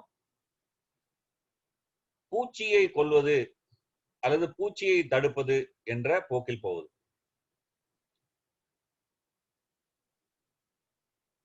தாவரங்களை பொறுத்த வரைக்கும் 2 விதமான சவால்கள் தாவரங்களுக்கு.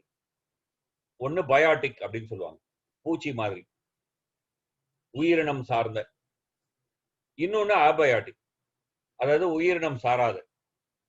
அதாவது உப்பு சத்து அதிகமா இருக்கக்கூடிய நிலம், நீர் தேங்கி இருக்கக்கூடிய நிலம், வறட்சி ஏற்படக்கூடிய நிலம் அல்லது பகுதி, இதெல்லாம் வந்து உயிரினம் சாராதது இல்லையா? இது வந்து ஆபயாட்டிக், இயற்கை சம்பந்தமானது. மரபணு தொழில்நுட்பத்துல நீங்க 2 பண்ணலாம். ஒண்ணு, பூச்சியை சமாளிக்கக்கூடிய தாவரங்களை உருவாக்கலாம், அல்லது எடுத்துக்காட்டா வறட்சியை சமாளிக்கக்கூடிய தாவரங்களை உருவாக்கலாம்.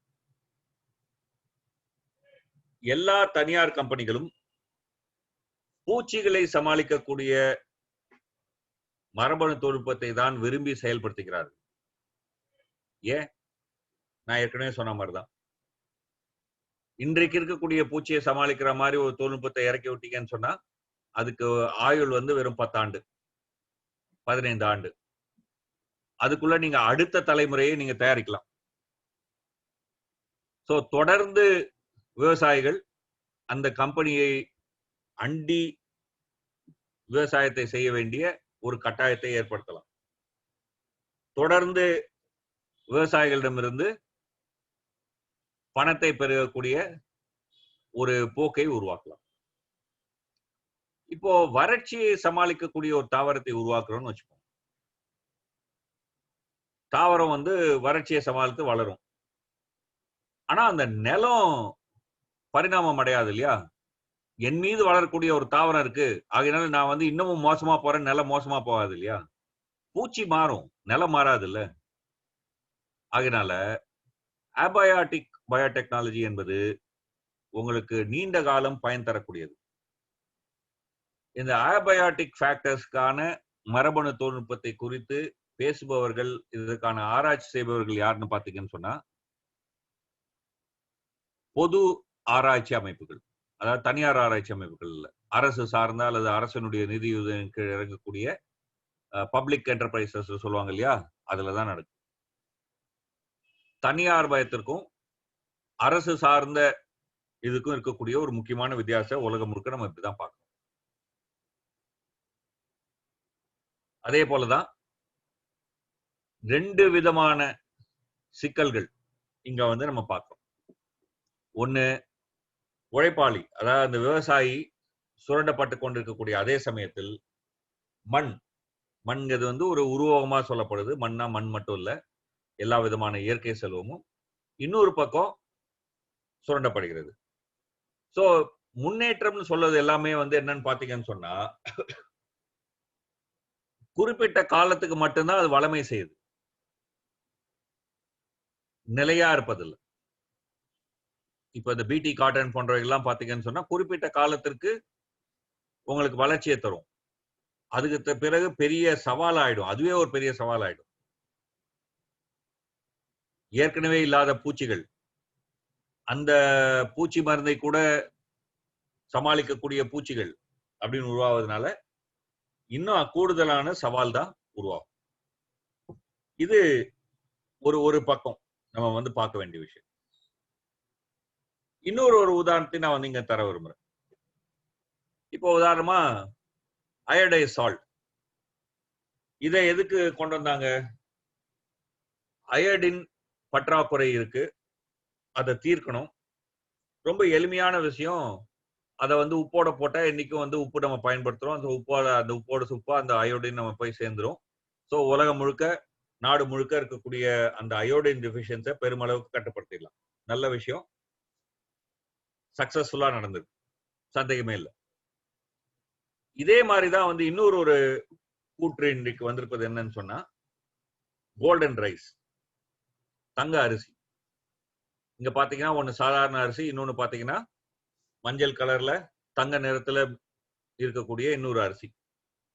அந்த தங்க நிறத்துல இருக்கக்கூடிய அரிசியில என்ன இருக்குன்னு பாத்தீங்கன்னா பீட்டா கேரட்டின் என்று சொல்லக்கூடிய ஒரு வேதிப்பொருள், மரபணு மாற்றிய அரிசி. அது கேரட் போன்ற வெட்டில இருக்கக்கூடியது, விட்டமின் ஏ தரக்கூடியது. விட்டமின் ஏ பற்றாக்குறை ஒரு முக்கியமான சவால். சோ அந்த சவாலை சமாளிப்பதற்கு தொழில்நுட்பம் என்ற முறையில் இன்றைக்கு கூறப்படுவது என்னன்னு சொல்லி பாத்தீங்கன்னு சொன்னா இந்த கோல்டன் ரைஸ். உண்மையிலேயே இந்த கோல்டன் ரைஸ் சமாளிக்குமா அப்படின்னு பாத்தீங்கன்னா உண்மையிலேயே இல்ல. 1 கிராம்ல கோல்டன் ரைஸ்ல 3.57 தான் உங்களுக்கு பீட்டா கேரட்டின் இருக்கு.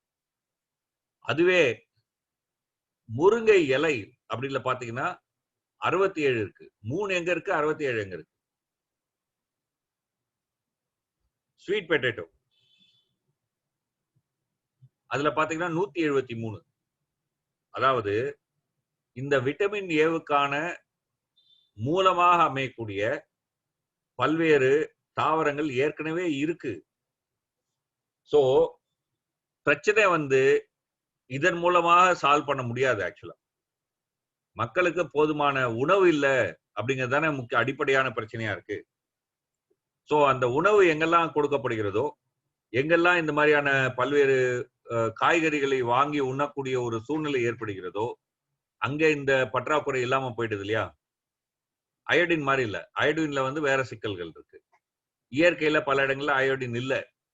ஆகையினால் நீங்க நல்லா சாப்பிட்டுட்டு இருந்தாலுமே கூட அந்த பகுதியில உங்களுக்கு வந்து இயற்கையில இருந்து உங்களுக்கு அயோடின் கிடைப்பது சாத்தியம் இல்ல. அப்போ நீங்க வந்து அந்த அயோடைஸ் சால்ட்டை பயன்படுத்துவது ஒரு ஒரு ஒரு லகுவான ஒரு விஷயம். என்ன சொல்ல வரேன் அப்படின்னு சொன்னா, தொழில்நுட்பத்தை ஒரு மேஜிக் புல்லட்டா பார்க்கறாங்க. ஒரு பிரச்சனை இருக்குன்னு சொன்னா ஒரு தொழில்நுட்பம் அதை தீர்த்து விடும் அப்படின்னு பார்ப்பது வந்து அறிவுடைமை அல்ல. நடைமுறையில் அங்க இருக்கக்கூடிய சூழ்நிலைகள் என்ன அப்படிங்கறதெல்லாம் பார்த்து அதன் அடிப்படையில் தொழில்நுட்பத்தை எந்த தொழில்நுட்பத்தை பயன்படுத்துவது தொழில்நுட்ப தேர்வு செய்வது ரொம்ப முக்கியமான ஒரு விஷயம். இன்றைக்கு நம்ம பலரும் கருதுவது என்ன? இன்றைக்கு நம்ம பார்க்கக்கூடிய இந்த சுற்றுச்சூழல் பிரச்சனை எல்லாம் வச்சுட்டு மனிதன் ஒரு வைரஸ், இந்த பூமியை அழிக்கிறான் அப்படின்னு நம்ம பேசுறோம். எந்த மனிதன்? ஆக்ஸ்ஃபோம் அப்படிங்கிற அந்த அமைப்பு சமீபத்துல வெளியிட்டிருக்கக்கூடிய தகவல் என்னன்னு சொன்னா, உலகத்துல இருக்கக்கூடிய மொத்த சொத்துல 46%, அதாவது ஆல்மோஸ்ட் பாதிக்கு பாதி, வெறும் உலக மக்கள் தொகையில் ஒரே ஒரு சதவீதத்தை மட்டும்தான் இருக்கு. மற்றவர்கள் எல்லாம் ஒரு அவலமான ஒரு சூழ்நிலையில் தான் வாழக்கூடிய ஒரு நிலைமை இருக்கு. இந்த ஒரு ஏற்றத்தாழ்வு ஒரு முக்கியமான பிரச்சனை இல்லையா? இன்றைக்கு நாம் பார்க்கக்கூடிய பல்வேறு சவால்கள் இதுல இருந்தும் எழுகிறது அப்படின்னு பார்க்கிறோம் இல்லையா? அதே போலதான் ஒரு முக்கியமான ஒரு கருத்து, விவசாயத்தை பத்தி வரக்கூடிய ஒரு கருத்து, விவசாயம் பத்தி மட்டும் இல்ல, இயற்கையை நுகர்வது குறித்து இருக்கக்கூடிய ஒரு கருத்து என்னன்னு சொன்னாக்க, மெட்டபாலிக் ரிஃப்ட் அப்படின்னு சொல்லுவாங்க. அது என்ன அப்படின்னு நம்ம வந்து ஒரு எளிமையான முறையில பார்ப்போம். இந்த எளிமையான முறையில பார்ப்பது என்பது வந்து ஒரு எளிமையானதுதான். ரொம்ப ஆழமா நம்ம பார்க்கணும் அப்படிங்கிறது இருக்கு. பட் எளிமையான முறையில பார்க்கலாம். இப்போ நம்ம வந்து ஒரு பயிர் தொழில் செய்யறோம். அந்த பயிர் இயற்கையில் இருந்து பல்வேறு பொருட்களை தனக்கு எடுத்துக்குது. எடுத்துக்காட்டா நைட்ரஜன், பாஸ்பரஸ் போன்ற பொருட்கள் எல்லாம் எடுத்துக்குது. இதை நாம உண்றோம். நம்முடைய உடல் அதை பயன்படுத்திய பிறகு அவை மலமாக வெளிகிறது. இந்த மலம் திரும்பியும் நிலத்துல போய் சேரும்போது இங்க நிலத்திலிருந்து அந்த தாவரம் எடுத்துக்கொண்ட பொருட்கள் ஒரு சுற்றுல இருக்கு. நவீன விவசாயத்துல விற்பனைக்கான விவசாயம் அப்படின்னு நம்ம செய்யும்போது, அதாவது இந்தியாவில நம்ம வந்து உற்பத்தி செய்யலாம், ஆனா அதுக்கான வாங்கும் இடம் எங்கேயோ ஒரு இடத்துல இருக்கு அப்படின்னு செய்யும்போது என்ன ஆகுது? நம்ம வந்து வேதி பொருட்களை வந்து உள்ளீடாக தரோம், உண்கிறோம் அல்லது பல்வேறு விதங்களை பயன்படுத்துறோம். அதுல இருந்து வரக்கூடிய மலம், அந்த மலம் குப்பை, கழிவு என்ற முறையில வெளியிடுறோம். சோ ஒரு பக்கம் பாத்தீங்கன்னா கழிவு, இன்னொரு பக்கம் பாத்தீங்கன்னா கூடுதல் உரங்களை போட வேண்டிய ஒரு சூழ்நிலை. சைக்கிள் இல்ல, சுற்று இல்ல, சுற்று உடைஞ்சு போயிருக்கு இல்லையா? இங்க சுற்று இருக்கு, இங்க சுற்று இல்ல. இந்த உடைவுதான் வந்து மெட்டபாலிக் ரிஃப்ட் அப்படின்னு சொல்லுவாங்க. அது இன்றைக்கு இருக்கக்கூடிய நம் முன்னாடி இருக்கக்கூடிய ஒரு மிக முக்கியமான ஒரு சவால் சுற்றுச்சூழலை பொறுத்த வரைக்கும். இதை குறித்து மார்க்ஸ் அவருடைய நூல்ல எழுதும்போது அவர் என்ன சொல்றாருன்னா, முதலாளித்துவ பொருள் உற்பத்தியானது செல்வங்களுக்கு எல்லாம் மூல ஆதாரமாகிய மண்ணையும் உழைப்பையும் கசக்கி பிழிந்துதான் வாழ்கிறது. அதாவது வந்து மார்க்ஸ் சொல்லும்போது என்ன சொல்றாருன்னா, தொழிலாளிகளை மட்டும் கசக்கி பிழையில, மண்ணுங்கிறது வந்து ஒரு உருவம், இயற்கையும் கசக்கி பிழிந்துதான் வாழ்கிறது அப்படின்னு சொல்றாரு.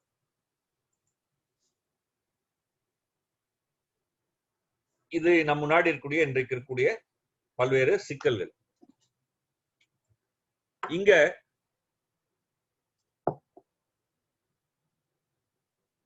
சில விஷயங்களை நம்ம பார்ப்போம். நம்ம இது வரைக்கும் பார்த்தத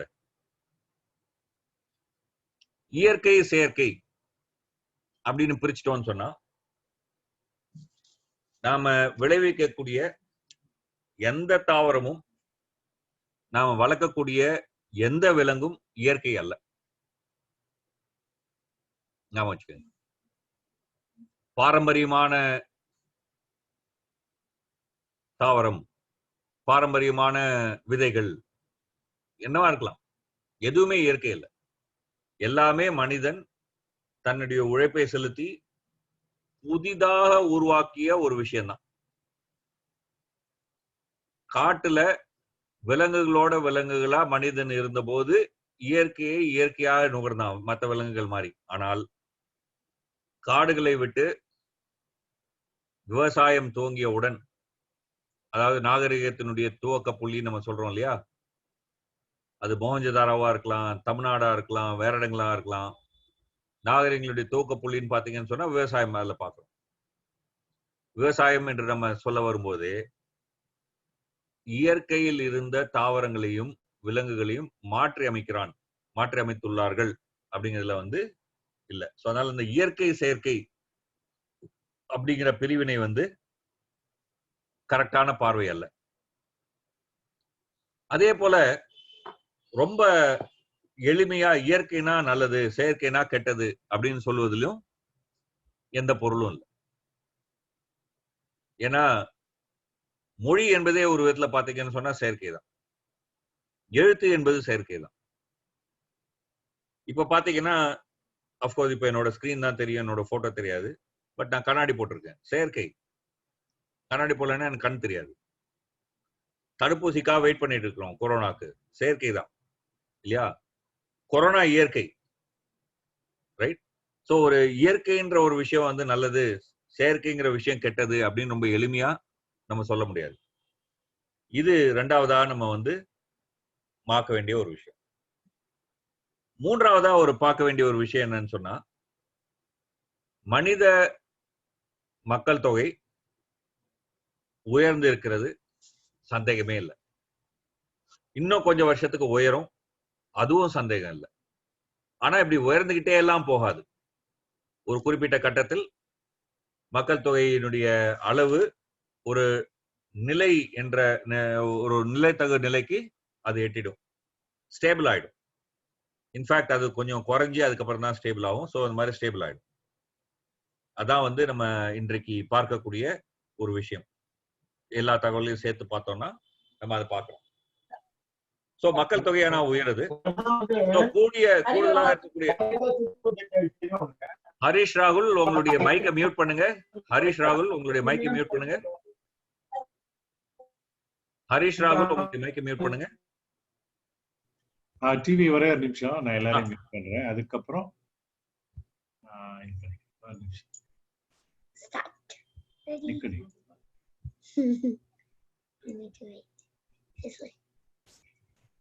one second. I keep on hearing whatever TV uncle is saying. Yeah.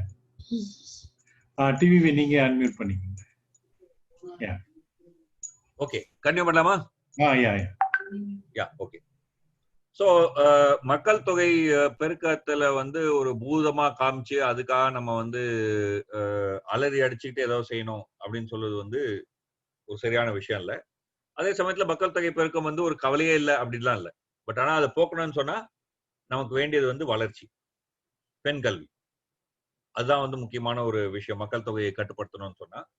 So நிச்சயமா வந்து ஆனா கூடுதலான மக்கள் இருக்கிறோம். அதாவது வந்து 5000 ஆண்டுகளுக்கு முன்னாடி எவ்வளவு வாழ்ந்தாங்களோ அதை பத்தி அதெல்லாம் வச்சு நம்ம பார்த்தோம்னு சொன்னா இன்னைக்கு பல 10,000 மடங்கு நம்ம கூடுதலாக இருக்கிறோம் என்பதனால் அன்றைக்கு பயிர் செஞ்ச அதே அளவு மட்டும் இன்னைக்கு பயிர் செய்ய முடியாது. கூடுதலான நிலத்தை பயிர் செய்யணும். கூடுதலா உற்பத்தி அந்த நிலத்திலிருந்து பெருகுவதற்கு நம்ம வந்து பார்க்க வேண்டும் என்பதுல சந்தேகம் இல்லை. அதாவது வந்து உற்பத்தி திறன் அதிகரிப்பது என்பது ஒரு தவறான பார்வை அல்ல. உற்பத்தி திறன் அதிகரிக்க வேண்டியது என்பது நிச்சயமா அவசியம். பட் ஆனா அந்த உற்பத்தி திறனை எப்படி அதிகரிக்கிறோம், எதன் மூலம் செய்கிறோம், இதுதான் இன்னொரு கேள்வி. அதை பத்தி வரும்போது இன்றைக்கு பரவலாக பேசக்கூடிய ஒரு விஷயம் வந்து பயோடெக்னாலஜி. ஸோ பயோடெக்னாலஜி என்று வந்த உடனேயே வந்து 2 கட்சிகளாக பிரிந்து அல்லது 2 பிரிவினராக பிரிந்து, ஒன்று இது வேண்டவே வேண்டாம், இல்லைன்னா இன்னொன்று வந்து இதுதான் அப்படின்னு சொல்லக்கூடிய ஒரு பார்வையை பார்க்கிறோம். அறிவியல் பூர்வமா இதை அணுகினோம்னு சொன்னா பயோடெக்னாலஜிலேயே பல்வேறு வாய்ப்புகள் இருக்கு. அதுல சில வாய்ப்புகள் நான் சொன்ன மாதிரி, இப்போ எடுத்துக்காட்டா நான் உங்கள்கிட்ட சொன்ன மாதிரி, ஒரு தனியார் ஆராய்ச்சியில் இருந்து, ஒரு தனியாரினுடைய லாப வெறிக்காக வரக்கூடிய ஆராய்ச்சியில் இருந்து வரக்கூடிய சில விஷயங்கள். பூச்சிகளை கட்டுப்படுத்துகிறோம் அப்படின்னு. பூச்சியை கட்டுப்படுத்த முடியாது என்பது ஒரு அறிவியல் உண்மை. தற்காலிகமா கட்டுப்படுத்தலாம், எப்போதைக்கு எப்போதுமா கட்டலாம் படுத்த முடியாது. அப்போ அந்த மாதிரியான ஒரு தொழில்நுட்பத்தை நம்பி நம்ம உற்பத்தி பெருக்கம்னு வச்சோம்னு சொன்னா, அது புலிவால் பிடிச்ச கதையா மாறி போயிடும் அப்படின்னு பார்க்கணும். பட் அதே சமயத்துல பல்வேறு நிலப்பரப்புல, அதாவது மழை குறைவான பகுதி, வறட்சி இருக்கக்கூடிய பகுதி, நிலத்துல உப்பு இருக்கக்கூடிய பகுதி, இந்த மாதிரியான ஆபயாட்டிக் சவால்கள் இருக்கக்கூடிய இடத்துல அதுக்கு ஏற்ற புதிய தாவரங்களை உருவாக்குவது. அது மட்டுமல்ல, இன்றைக்கு நமக்கு முன்னாடி இருக்கக்கூடிய இன்னொரு ஒரு முக்கியமான சவால் வந்து புவி வெப்பமடைதல். இந்த புவி வெப்பமடைதல் காரணமாக வளிமண்டலத்துல கார்பன் டை ஆக்சைடினுடைய அளவு அதிகரிச்சு போகுது நம்ம பார்க்கிறோம். ஸோ இப்ப இந்த கார்பன் டை ஆக்சைடினுடைய அளவு அதிகரிக்கும் போது என்ன விதமான தாவரங்கள் அந்த சூழ்நிலையை தாங்கி நிற்கும்? அதாவது வந்து நம்ம என்னதான் பண்ணாலும் இன்னும் கொஞ்ச காலத்திற்கு அந்த கார்பன் டை ஆக்சைடு அளவு உயர்ந்து கொண்டே தான் போகும் அப்படிங்கிறது நமக்கு தெரியும். ஏற்கனவே உயர்ந்து கொண்டே போனதை வந்து நாளைக்கே குறைச்சிட முடியாது. ஸோ இந்த மாறிய சூழ்நிலையில் என்ன விதமான தாவரம் தேவை போன்ற ஆராய்ச்சிகள் நிச்சயம் அவசியம். அந்த மாதிரியான மேம்பாடுகளும் நிச்சயமா அவசியம் என்பதுல சந்தேகமே இல்லை. ஸோ பயோடெக்னாலஜி வந்து கண்மூடித்தனமாக ஆதரிப்பதோ அல்லது எதிர்ப்பதோ ஒரு சரியான ஒரு விஷயமா இருக்காது. குறிப்பிட்ட ஒரு விஷயத்துல அது வந்து எப்படி செயல்படுகிறது, உண்மையிலேயே வந்து நீண்ட காலத்திற்கு அது பயன் தருமா, மண் வளத்தை பாதுகாக்குமா,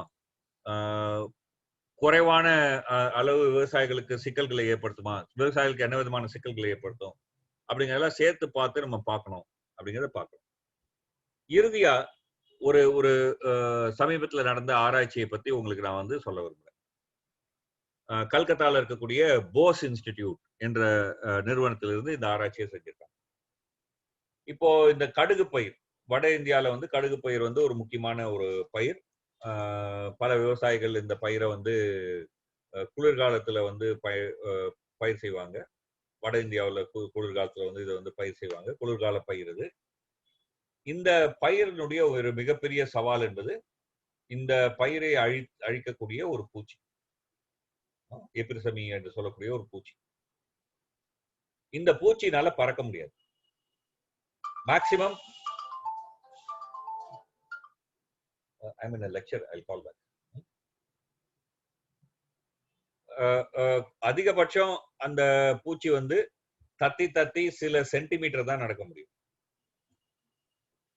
காத்து அடிக்குது, தரைக்கு பக்கத்துல அடிக்கக்கூடிய காற்றின் வழியாக தான் இந்த பூச்சி வந்து ஒரு இடத்துல இருந்து இன்னொரு இடத்துக்கு பரவும். ஒரு இடத்துல இருந்து இன்னொரு இடத்துக்கு பரவும். ஓகே, அந்த காத்து எப்படி அடிக்குது அப்படிங்கறத ஆராய்ச்சி பண்ணாங்க. எப்படி இந்த பூச்சி பரவுது அப்படிங்கறத ஆராய்ச்சி பண்ணாங்க. முதல் கட்டமாக இமயமலையிலிருந்து இந்த பூச்சிகள் பிறந்து அந்த பூச்சிகள் வந்து சமவெளியில முதல் கட்டமா இந்த பகுதிக்கு வரும். அதுக்கப்புறமா இந்த பகுதிக்கு வரும். இறுதியா இந்த பக்கத்துக்கு வரும். இப்படி 3 கட்டமாக அந்த பூச்சி நகருது அப்படின்ற இந்த ஆராய்ச்சியில கண்டுபிடிச்சிருக்காங்க. ஓகே, அந்த upper Indo-Gangetic plain, middle Indo-Gangetic plain, lower Indo-Gangetic plain அப்படிங்கிறதுல பாத்தீங்கன்னு சொன்னா எந்தெந்த மாதங்களில் இந்த பூச்சியினுடைய எண்ணிக்கை அதிகமா இருக்கு, எந்த மாதங்களில் குறைவா இருக்கு அப்படிங்கிறத பாக்கலாம். இதுல நீங்க என்ன பார்க்கலாம் அப்படின்னு சொன்னாக்க, பிப்ரவரி மாத பகுதியில தான் உங்களுக்கு வந்து லோவர், அதாவது கல்கட்டா, வெஸ்ட் பெங்கால் போன்ற பகுதியிலையும், டிசம்பர் ஜனவரி பகுதியில தான் பாத்தீங்கன்னு சொன்னா உங்களுக்கு நடு பகுதியிலும், நவம்பர் டிசம்பர் பகுதியில தான் உத்தராகண்ட் அதனுடைய அருகாமை பகுதியிலும் இந்த பூச்சியினுடைய அளவு கூடுதலாக இருக்கு. இந்த பூச்சி ஒரு இடத்தில் பிறந்து இந்தியாவினுடைய இந்த பகுதிக்கெல்லாம் பறந்து போகுது அப்படிங்கிறதையும் கண்டுபிடிக்கும். இந்த பூச்சியினுடைய பாதை எந்தெந்த மாதங்கள்ல எப்படி எப்படி பறக்குது அப்படிங்கறத வந்து இந்த படத்தை நீங்க பார்க்கலாம். எந்தெந்த மாதத்துல பறக்குதுன்னு பார்க்கலாம். இந்த ஆராய்ச்சி தகவலை வச்சு நம்ம என்ன பண்ண முடியும்? இந்த இடத்துல பூச்சி எப்போ வரும்? இந்த ஆராய்ச்சியில நம்ம கிடைக்கக்கூடிய தகவல் வந்து இந்த இடத்துக்கு பூச்சி வரக்கூடிய நேரம் வந்து உங்களுக்கு ஜனவரி பிப்ரவரி. சோ நீங்க ஜனவரி பிப்ரவரியில இந்த பகுதியில நீங்க வந்து கடுகு பயிர் செய்யாம நவம்பர் பகுதியிலேயே நீங்க வந்து இந்த இடத்துல கடுகு பயிர் செஞ்சுட்டீங்கன்னா இந்த பூச்சி அங்கேருந்து வரவே முடியாது இல்லையா? அந்த பூச்சி அப்பதான் நவம்பர் பகுதியில இங்கதான் உருவாகி இருக்கும். சோ இந்த பூச்சிகள் எப்படி உருவாகுது, எப்படி பல இடங்களுக்கு பரவுது என்பதை குறித்து நமக்கு இன்னும் கூடுதல் தகவல் இருந்தா அந்த தகவல் அடிப்படையில், அதாவது சூழலியல் தகவல் அடிப்படையில், எக்காலஜி சூழலியல் தகவல் அடிப்படையில் நம்ம எப்படி பயிர் தொழிலை மாற்றலாம் என்று நம்ம வந்து தெரிந்து கொள்ளலாம்.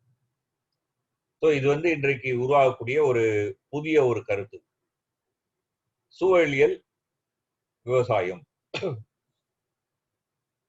பயிர், பூச்சிகள், இயற்கையினுடைய நிகழ்வுகளை, மழை போன்ற விஷயங்கள் எல்லாவற்றையும் கணக்கில் எடுத்துக்கொண்டு ஒரு குறிப்பிட்ட பகுதிக்கு சரியான முறை என்ன, அதாவது மண்வளத்தை பாதிக்காமல், விவசாயிகளுக்கு பூச்சி தொல்லை போன்ற நெருக்கடி தராமல், உற்பத்தி பெருக்கத்தை தரக்கூடிய முறையில் எப்படி விவசாயம் செய்வது என்பதை குறித்த ஒரு புதிய போக்கு. இது பேர் தான் வந்து எக்கலாஜிக்கல் அக்ரிகல்ச்சர், அக்ரோ எக்காலஜி அப்படிங்கிறது இதனுடைய இந்த ஆய்வினுடைய பேரு. எக்கலாஜிக்கல் அக்ரிகல்ச்சர் என்ற இந்த சூழலியல் விவசாயம் என்ற இந்த கருத்து உருவாகுது. இந்த சூழலியல் விவசாயம் என்பது குறைவான அறிவியல் அல்ல, கூடுதலான அறிவியலை பயன்படுத்தி. இப்போ உதாரணமா இந்த ஆராய்ச்சி எல்லாம் செய்யணும்னா உங்களுக்கு சேட்டலைட்ல இருந்து பல்வேறு விதமான ஆராய்ச்சிகளை செஞ்சுதான் வந்து இந்த ஆராய்ச்சி தகவல்கள் நம்ம பெறோம். அதே மாதிரி ஒரு குறிப்பிட்ட நிலப்பகுதியில உங்களுக்கு குறிப்பிட்ட பொருள்கள் கம்மியா இருக்கா, இப்போ உதாரணமா பாஸ்பேட் கம்மியா இருக்கா போன்ற விஷயங்களை கண்டுபிடிப்பதற்கு நம்ம இன்றைக்கு பல விதமான உபகரணங்களை தயாரிக்க முடியும். தாவரங்கள்ல ஏதாவது பற்றாக்குறை இருக்கா என்பதை கண்டுபிடிப்பதற்கெல்லாம் மொபைல்ல இன்றைக்கு கருவிகளை நம்ம தயாரிக்க முடியும். அதன் மூலம் தேவையற்ற முறையில் உரங்களையோ போன்ற பொருட்களையோ ஈடுபொருட்களை பயன்படுத்தாமல் தேவையின் அடிப்படையில் பயன்படுத்தக்கூடிய, அத வந்து நுட்ப விவசாயம் அப்படின்னு சொல்றாங்க, பிரிசிஷன் அக்ரிகல்ச்சர், நுட்ப விவசாயம்.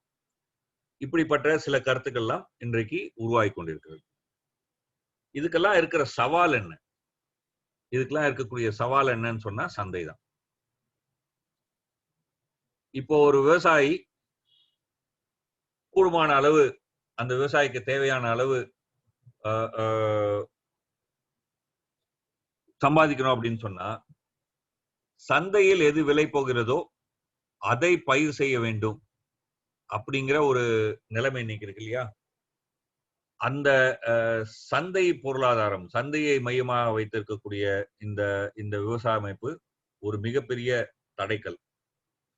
இந்த தடைக்கல்லை மாற்றி நம்ம சிந்திக்க துவங்கினா உலகில் உள்ள மனிதர்களுக்கு உணவு படைக்கக்கூடிய, அதே சமயத்தில் பூமியினுடைய இயற்கை வளங்களை கண்மூடித்தனமாக அழிக்காமல் நம்மால வந்து செய்ய முடியும் அப்படின்னு இன்றைக்கு பலர் வந்து விவாதம் பண்றாங்க. இதைதான் நான் வந்து அறிவியல் பூர்வமான விவசாயம் அப்படின்னு சொல்றேன். ஏன் அறிவியல் பூர்வமானது? ஏன்னா இது வந்து நடைமுறையில் இருக்கக்கூடிய எல்லா விஷயங்களையும் கணக்கில் எடுத்து செய்வது. கற்பனையா முன்னாடி இருந்ததெல்லாம் பொற்காலமாக இருந்தது என்று ஒரு கற்பனையில் மிதக்காமல், இயற்கை செயற்கை போன்ற தவறான அல்லது அறிவியல் பூர்வமற்ற கருத்துக்களை எல்லாம் ஒதுக்கி வச்சுட்டு, மாற்றங்கள் வரும், மாற்றங்கள் நிகழ்ந்து கொண்டே இருக்கும். பாரம்பரியமா பயன்படுத்திய அதே வகைகள் வந்து ஆண்டாண்டு காலமாக உலகம் தோன்றியதிலிருந்து இருந்ததெல்லாம் ஒண்ணும் இல்லை, மாறிட்டு தான் வந்திருக்கு. அதே மாதிரி இப்பவும் மாற்றுதல்கள் இருக்கும். மாறுதல்கள் தவறல்ல, மாறுதல்கள் எந்த திசையில் போகின்றது என்பதையும் பார்க்கறது தான் முக்கியமான விஷயம் என்பதையும் பார்க்கக்கூடிய வகையில் இந்த விவசாயத்தை வந்து இன்னைக்கு பலரும் பேசுறாங்க. ஒரு சின்ன தகவலா நான் இங்க வந்து பதிவு செய்ய விரும்புறேன். புதுவை அறிவியல் இயக்கத்தை சார்ந்த CERD, centre for ecology and resource centre என்று இருந்த ரிசர்ச் சென்டர் என்று இருந்த அந்த அமைப்பில் முன்பு பணியாற்றி கொண்டிருந்த இங்க நிறைய பேருக்கு தெரிஞ்சவங்க தான் அவரு, பார்த்திபோ போஸ். இன்றைக்கு கல்கத்தா பல்கலைக்கழகத்துல இந்த அக்ரோ எக்காலஜி டிபார்ட்மெண்ட்டுடைய தலைவராக இருக்கிறார். அவர் வந்து ஒரு முக்கியமான நபர் இந்த ஆய்வை பொறுத்த வரைக்கும். இந்த அக்ரோ எக்காலஜி, எக்கலாஜிக்கல் அக்ரிகல்ச்சரை பொறுத்த வரைக்கும் உலக அளவில் ஒரு முக்கியமான ஒரு நபர் என்பதையும் சொல்லிக்கொண்டு நான் என்னுடைய உரை என்ற முறையில் நான் சொல்ல வந்ததை இப்ப நான் நிறுத்திக்கிறேன். கேள்விகள் பதில்கள் போன்ற விஷயத்துல இருந்து நம்ம எடுத்துக்கலாம். நன்றி. மிக அருமையான ஒரு உரையை நம்ம முனைவர் தாவி வெங்கடேஸ்வரன் முன் வச்சிருக்காங்க. இதன் மீது கேள்வி எழுப்பவர்கள் இப்ப ஜூம்ல இருக்காங்க, ஃபேஸ்புக்ல இருக்காங்க. ஜூம்ல இருக்கவங்க நேரடியா கேட்கலாம். ஃபேஸ்புக்ல இருக்கவங்க கேள்விகளை நம்ம படிச்சுட்டோம்னா சொல்ல முடியுமான்னு பார்க்கலாம். ஜூம்ல இருக்கவங்க குறைஞ்சபட்சம் உங்களோட கேள்விகளை நேரடியா ஹேண்ட் ரைஸ் பண்ணி உங்க கேள்விகளை கேட்கலாம்.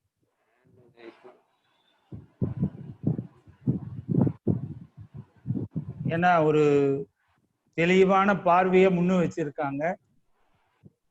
இயற்கை செயற்கை தாண்டி சுற்றுச்சூழலை பாதுகாக்கிற ஒரு விவசாயத்தை நாம வந்து பேசணும் அப்படின்றத சொல்லியிருக்காங்க. மகேந்திரவர்மன் ஹேண்ட்ரைஸ் பண்ணிருக்காரு. மகேந்திரவர்மன், நீங்க அன்மியூட் பண்ணிட்டு பேசுங்க. வணக்கம். வணக்கம், சொல்லுங்க. உங்களுடைய உரை வந்து மிக மிக மிக ரொம்ப அருமையான ஒரு உரை. அதுவும் இப்ப சமீபத்துல மிகப்பெரிய ஒரு டிபேட்டே நடந்துகிட்டு இருக்குது, இயற்கையா செயற்கையா அப்படின்னு. மிக அருமையான ஒரு அறிவியல். அதாவது இன்னும் ஒவ்வொரு கிராப்பினுடைய எவாலுவேஷனை மிகச் சிறப்பா சொல்லுங்க, ரொம்ப மகிழ்ச்சி. அதே மாதிரி அதனுடைய சத்துக்கள் பத்தியும் நீங்க கொஞ்சம் சொன்னீங்கன்னா நல்லா இருக்கும்னு எதிர்பார்த்திருந்தேன். ஏன்னா கடைசியா சொன்ன அந்த விஷயம் நான் ரொம்ப ரசிச்சேன், ரொம்ப கரெக்டான இதுதான் நினைச்சேன். ஏன்னா இயற்கையா செயற்கையாங்கிறத விட அது எந்த வகையில போகுதுங்கிறத பார்க்கணும்னு சொன்னீங்க. இது மிகச்சரியான ஒரு கூற்று. இப்ப விவசாயிகள் இயற்கை அப்படின்னு எடுத்துக்கிட்டோம்னா ஒரு சில தவறான வழிகாட்டுதலும் போயிடக்கூடாதுங்கிறதுல சரியான ஒரு வழிகாட்டுதல். நான் என்னோட கேள்வி என்னன்னா, இப்போ மாறிட்டு இருக்கிற லேட்டஸ்ட் டெக்னாலஜில இப்போ ஒரு உதாரணத்துக்கு பிடி தொழில்நுட்பமே எடுத்துக்கோமே. இப்ப நீங்க அதை விவரிச்சீங்க. எல்லா அட்வான்டேஜ்லயுமே அட்வான்டேஜும் இருக்கு, டிஸ்அட்வான்டேஜும் இருக்குது. அது பர்டிகுலரா அந்த மட்டும் எதிர்க்கிறதுக்கான எதிர்க்கிறதுக்கான விவசாயிகள் அதை வேணாம் அப்படின்னு சொல்றாங்க. அது உங்களுடைய நிலைப்பாடு என்னங்கய்யா? இப்ப அது இருக்கலாம்னு நினைக்கிறீங்களா, வேணாம்னு நினைக்கிறீங்களா? ஓகே, இல்ல இப்போ நான் சொல்ல வந்தேன். இப்போ பொதுவா பயோடெக்னாலஜியே கூடாது அல்லது பயோடெக்னாலஜியே விவசாயத்துல கூடாது என்ற ஒரு கொள்கை கரெக்ட் கிடையாது, ஒரு சரியான பார்வை கிடையாது. குறிப்பிட்ட தொழில்நுட்பம் அதனுடைய விளைவுகள் என்ன என்பதை சேர்த்து நம்ம பார்க்கறதுதான் கரெக்டான பார்வையா இருக்க முடியும். இப்போ உதாரணமா நான் சொன்ன மாதிரி இப்போ இந்த பிடி காட்டன் எடுத்துட்டோம்னு சொன்னாக்க, இந்தியாவை பொறுத்த வரைக்கும் இந்தியாவில் இருக்கக்கூடிய பிடி காட்டன் தொழில்நுட்பம் என்ன அப்படின்னு சொல்லி பார்த்தீங்கன்னா, ஹைபிரிட்டை பயன்படுத்திய தொழில்நுட்பம். அதுவும் அமெரிக்க காட்டன் வகையில இருக்கக்கூடிய ஹைபிரிட்டோட சேர்ந்தது. இந்திய வகையினுடைய ஹைபிரிட் இல்ல, அமெரிக்க காட்டன் வகையினுடைய ஹைபிரிட்டை சேர்ந்தது. இதன் காரணமாக என்ன ஆகுதுன்னு சொன்னா, இது நீண்ட காலம் பயிராக இருக்கக்கூடிய ஒரு பயிர். ஏன் இதை விவசாயிகள் விரும்புறாங்கன்னு சொன்னா, இவ்வளவு விலை கொடுத்து வாங்கிட்டு ரொம்ப கொஞ்ச காலத்துக்கு தான் அந்த பயிர் இருக்குன்னு சொன்னா அது ஏற்புடையதா இல்லை அப்படிங்கிற காரணத்தினால நீண்ட கால பயிரா இருக்கு. ஸோ இந்த நீண்ட காலமா இந்த பயிர் இருக்கும்போது அந்த பயிர்ல வந்து இந்த பெஸ்ட் ரெசிஸ்டன்ட், அதாவது இந்த இந்த பூச்சி வந்து தாங்கக்கூடிய பூச்சிகள் உருவாவதற்கான வாய்ப்பு கூடி இன்றைக்கு பாத்தீங்கன்னு சொன்னாக்கா 2 விதமான பிரச்சனைகள் பூச்சி அப்படிங்கிற விஷயத்திலே பாக்குறோம். ஒண்ணு வந்து போல்வோமை வந்து தடுக்கும் அப்படின்னு நம்ம எதிர்பார்த்தோம். ஆனா அது தடுக்க முடியாம இந்த பிடி காட்டனையே சாப்பிடக்கூடிய போல்வோம் உருவாகக்கூடிய ஒரு சூழ்நிலை உருவாக்கிடுச்சு. அது வந்து நம்பர் 1. நம்பர் 2 வந்து ஏற்கனவே பருத்தியை தாக்காத சில பூச்சிகள் இப்போ அதுல வந்து வேற பூச்சி இல்ல அப்படிங்கிறதுனால வந்து பருத்தியை தாக்கக்கூடிய ஒரு பூச்சிகளாக மாறி இருக்கு அப்படிங்கிறதையும் வந்து பாக்குறோம். இந்த மாதிரி 2 விஷயங்கள் நடந்திருக்கு. இதுல இருந்து நம்ம என்ன தெரியுதுன்னு சொன்னாக்க இது வந்து உங்களுக்கு வந்து ஷார்ட் டேர்ம் பெனிஃபிட் தான். ஷார்ட் டேர்ம் பெனிஃபிட்னா கொஞ்ச காலத்துக்கு தான் அது பெனிஃபிட், அதுக்கப்புறம் அது வந்து உங்களுக்கு சிக்கலா மாறிடும். ஸோ இந்த மாதிரி கொஞ்ச காலத்துக்கான பெனிஃபிட் லாங் டேர்ம் ப்ராப்ளம் அப்படின்னு இருக்கிறத விட்டுட்டு நீண்ட காலம் நமக்கு வந்து பயன் தரக்கூடிய பிடி தொழில்நுட்பங்களை நம்ம வந்து பயன்படுத்துறோம். இப்போ உதாரணமா மார்க்கர் அசிஸ்டட் ட்ரக், சீடு, இந்த மாதிரிலாம் நிறைய விஷயங்கள்லாம் இருக்கு. அவைகள்ல வந்து பெரிய சிக்கல்கள் இல்லை. அதே மாதிரி நான் சொன்ன மாதிரி வந்து ஆபயாட்டிக் பிடி தொழில்நுட்பங்கள் வந்து நம்ம வந்து பயன்படுத்தலாம். இதெல்லாம் வந்து ஒரு நம்ம கிட்ட இருக்கக்கூடிய ஒரு வாய்ப்பு. இதுல வந்து நம்ம வந்து எக்ஸ்ப்ளோர் பண்ணணும். எந்த ஒரு தொழில்நுட்பத்தையுமே முக்கியமா எதுவுமே கம்ப்ளீட்டா வேணாம் அப்படின்னு சொல்வதோ அல்லது இது மட்டும்தான் அப்படின்னு சொல்வதோ கண்மூடித்தனமா இருக்கிறதுலயோ வந்து சாத்தியம் இருக்காது. குறிப்பிட்ட நிலையில நம்ம பார்க்கணும். இப்போ பிடி காட்டனையோ அல்லது பிடி பிரிஞ்சாலியோ பத்தி கவலையா பார்க்கக்கூடிய பலரும் வந்து இன்னைக்கு பாத்தீங்கன்னு சொன்னா இன்சுலின், சர்க்கரை வியாதி இருக்கவங்களுக்கு எல்லாம் இன்னைக்கு வந்து இன்சுலின் நம்ம ட்ரக்ஸ் போடுறாங்க இல்லையா, அந்த இன்சுலின் முழுக்க அவங்களுக்கு பாத்தீங்கன்னு சொன்னா பிடி தொழில்நுட்பத்துல இருந்து வந்ததுதான். அதை பெரும்பாலும் யாரும் எதிர்க்கிறது இல்லை. எதையும் இருக்கிறதுக்கு யாராவது இருப்பாங்க, அது வந்து விதிவிலக்கு. அப்படி அதை விட்டுங்கன்னு சொன்னா அறிவியல் பூர்வமா அதை எதிர்க்கிறதுக்கு வந்து யாரும் இல்லை. ஏன்னா அது வந்து அதுல ஒன்றும் சிக்கல் இல்லை. அது வந்து ஒரு மனிதனுக்கு தேவையான ஒரு விஷயத்த எளிமையான முறையில ஆபத்து இல்லாத முறையில நமக்கு வந்து தருது இந்த பிடி தொழில்நுட்பத்தின் வகையில இல்லையா. இப்போ வந்து கொரோனா நோய்க்கு நம்ம வந்து தடுப்பூசி கண்டுபிடிச்சாலும் அதுல வந்து ஓரளவுக்கு பாத்தீங்கன்னு சொன்னா இந்த மாதிரியான ஒரு பயோடெக்னாலஜி இருக்கிறதுக்கான வாய்ப்பு இருக்கு. இன்றைக்கு இருக்கக்கூடிய தடுப்பூசி, முன்னணி தடுப்பூசிகள்ல சிலது வந்து பாத்தீங்கன்னு சொன்னா பயோடெக்னாலஜி மூலமா வரக்கூடிய தடுப்பூசிகள் தான். ரைட். ஸோ அதால வந்து பயோடெக்னாலஜியே தப்பு அப்படின்னு போட்டுற முடியாது. அதே சமயத்துல பயோடெக்னாலஜிங்கிற பேர்ல வந்ததுனாலே ஒரு விஷயம் சரிதான், இதுக்கு மேல அதுல ஒண்ணும் நம்ம கேள்வி கேட்க வேண்டியது இல்லைன்னு இருக்க முடியாது. கள நிலைமையில என்ன பிரச்சனைகள் என்று நம்ம பார்க்கணும். இதுதான் அதுல இருக்கக்கூடிய விஷயம். வேற கேள்விகள்? நீங்க பார்ட்டிசிபென்ட்ஸ் ஹேண்ட் ரைஸ் பண்ணீங்கன்னா அன்மியூட் பண்றேன். அதான் நான் அதை இதுல போட்டிருக்கேன். ஹேண்ட் ரைஸ் பண்ணுங்க.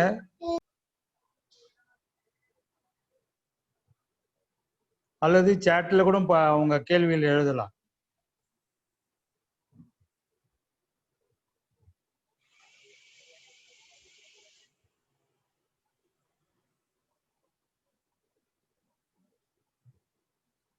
ஓகே. தாவே நான் ஒரு கேள்வி ரைஸ் பண்றேன், மற்றவங்க பேசிட்டு அதுக்குள்ள. அதாவது இப்போ நீங்க முன்வைத்திருக்கக்கூடிய அத்தனை கருத்துக்களையும் நான் ஏற்றுக்கொள்கின்றோம். இன்னைக்கு இந்த ஆர்கானிக் ஃபார்மிங் என்ற விஷயத்திலே கூட அதை வந்து வெல் டிஃபைன் பண்ண வேண்டியிருக்கு, அல்லது மேபி ரீடிஃபைன் பண்ண வேண்டியிருக்கு. அது என்னமோ பாரம்பரியத்துக்கு திரும்புற அந்த விஷயமா இல்லாம அறிவியலையும் தொழில்நுட்பத்தையும் உள்வாங்கி செயலாற்றுகின்ற ஒரு விவசாயத்தை நாம வந்து முன்னிறுத்த வேண்டிய அவசியம் இருக்கு. அதுதான் நான் பார்க்குற விஷயம். அது வந்து இது ஏதோ பாரம்பரியம் அப்படின்னு சொல்லி நாம் விலக அது வந்து பாரம்பரியத்தை முன்னிறுத்துறவங்க கையில தான் போகும் அப்படின்ற ஒரு அச்சத்தையே என்னால் உணர முடியுது. ஸோ அதனால இதுல அறிவியலார்ந்த விஷயங்கள் இருக்குதுன்றதையும், எது அறிவியல் இல்லைன்ற விஷயத்தைய கூட நாம விவசாயிகளுக்கு விளக்க வேண்டிய விஷயம் இருக்கு. அது ஒரு பக்கம் இருக்கும்போது அதுவே ஒரு பெரிய போராட்டமா இருக்கும்போது, இப்ப நீங்க குறிப்பிட்டீங்க எல்லா தொழில்நுட்பமும் நம்ம வேண்டான்னு மறுக்க முடியாத ஒரு கட்டத்தில் இருக்கும்போது, இந்த தொழில்நுட்ப தேர்வை எந்த அளவுக்கு விவசாயிகள் தேர்வு செய்கின்ற அளவுக்கு திறனை நாம வளர்க்க முடியும், அது ரொம்ப முக்கியமான விஷயமா இருக்குல்ல. அப்ப இதை தேர்வு செய்து மறுபடியும் ஒரு சயின்டிஸ்டாவோ இல்லாம அந்த தொழில்நுட்பத்தை யார் பயன்படுத்துறாங்கன்னா விவசாயிங்க தான் பயன்படுத்துறாங்க. அப்ப அந்த விவசாயிகளுக்கு தொழில்நுட்ப தேர்வை செய்கின்ற அளவுக்கு எப்படி அவங்க திறனை நம்ம வளர்க்க முடியும் அப்படின்றத ஒரு ஏதாவது வழிமுறைகள் சொல்லலாம் அப்படின்றத கேட்கிறேன். ஓகே, உங்க கேள்வியில வந்து 2 பார்ட் இருக்கு. ஒன்னு வந்து ஃபார் எக்ஸாம்பிள் வந்து இப்போ ஆர்கானிக் ஃபார்மிங் அல்லது ஆர்கானிக் விவசாயம் அப்படின்னு பயன்படுத்தும் போது பலரும் வந்து அந்த ஆர்கானிக்ங்கிறத வந்து உண்மையிலேயே அதனுடைய பொருளோட பயன்படுத்துவதில்லை. அது வந்து ஒரு மாற்று விவசாயம் அப்படிங்கிற ஒரு சென்ஸ்ல பயன்படுத்துறாங்க. ஸோ அந்த லெவல்ல இருக்கும்போது ஃபைன். பட் அதுவே நீங்க சொன்ன மாதிரி வந்து அது ஏதோ பாரம்பரியத்துல எல்லாமே நல்லா இருந்தது, இப்பதான் எல்லாம் கெட்டு போச்சு அப்படிங்கிற மாதிரி பார்த்து பண்ணணும்னு சொன்னா அதுல நிறைய சிக்கல்கள் இருக்கு. அதுலயும் வந்து ஒரு முக்கியமா நம்ம கேள்வி கேட்க வேண்டிய ஒரு விஷயம் வந்து என்ன அப்படின்னு சொல்லி பார்த்தோம்னு சொன்னா, இன்னைக்கு வந்து இந்த ஆர்கானிக் ஃபுட் அப்படிங்கிறதுக்கு வந்து ஒரு பிரீமியம் பிரைஸ்ல, அதாவது சாதாரணமா இருக்கக்கூடிய அரிசியோட ஆர்கானிக் அரிசினா விலை ஜாஸ்தி, சாதாரணமா இருக்கக்கூடிய காய்கறியோட ஆர்கானிக் காய்கறினா விலை ஜாஸ்தி அப்படின்னு ஒரு சந்தை இருக்கக்கூடிய சூழ்நிலையில இது வந்து சிலரால் சாத்தியமாகுது இல்லையா? ஸோ அகைன் இதுவும் வந்து ஒரு சந்தை பொருளாதாரத்துக்குள்ள இருக்கக்கூடிய ஒரு விஷயமா தான் இருக்கு அப்படிங்கிறதையும் வந்து நம்ம வந்து கொஞ்சம் கவனமா பார்க்கணும். அது ஒரு இதுல இந்த மாற்று விவசாயம்னு பார்க்கும்போது வேற விஷயம். இந்த மாதிரி சென்ஸ்ல பார்க்கும்போது இங்க சக்சஸா இருக்கு அங்க சக்சஸா இருக்குன்னு சொல்லும் போதெல்லாம் அந்த சக்சஸ்க்கு பின்னாடி என்ன இருக்கு, இதுக்கான பிரீமியம் பிரைஸ் அப்படிங்கிறத வந்து நம்ம பார்க்காம இருந்தோம்னா பெரிய ப்ராப்ளம். அது ஒரு விஷயம். நீங்க சொன்ன அந்த 2வது விஷயம் இருக்கு இல்லையா, எப்படி ஒரு விவசாயிக்கு வந்து தொழில்நுட்ப தேர்வு குறித்து ஒரு விஷயங்களை வந்து பயிற்றுவிப்பது, அங்கதான் எனக்கு தெரிஞ்ச வரைக்கும் அறிவியல் இயக்கம் போன்ற இயக்கங்களுக்கு வந்து ஒரு முக்கியமான பங்கு இருக்கு. இது என்ன அப்படிங்கிற விஷயத்த வந்து விளக்கக்கூடிய ஒரு போக்குல வந்து நம்ம செயல்படணும். ஒரு காலத்துல வந்து ஒரு கட்டத்துல வந்து சிஆர்டில இருந்து சில நூல்கள் கொண்டு வந்தாங்க, விவசாயிகளுக்கான நூல்கள் அப்படிங்கிற முறையில.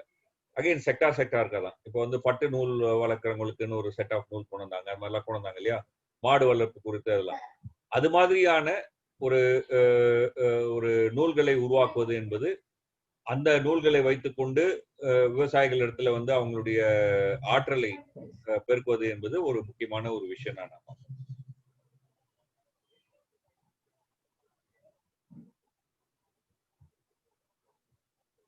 ஓகே.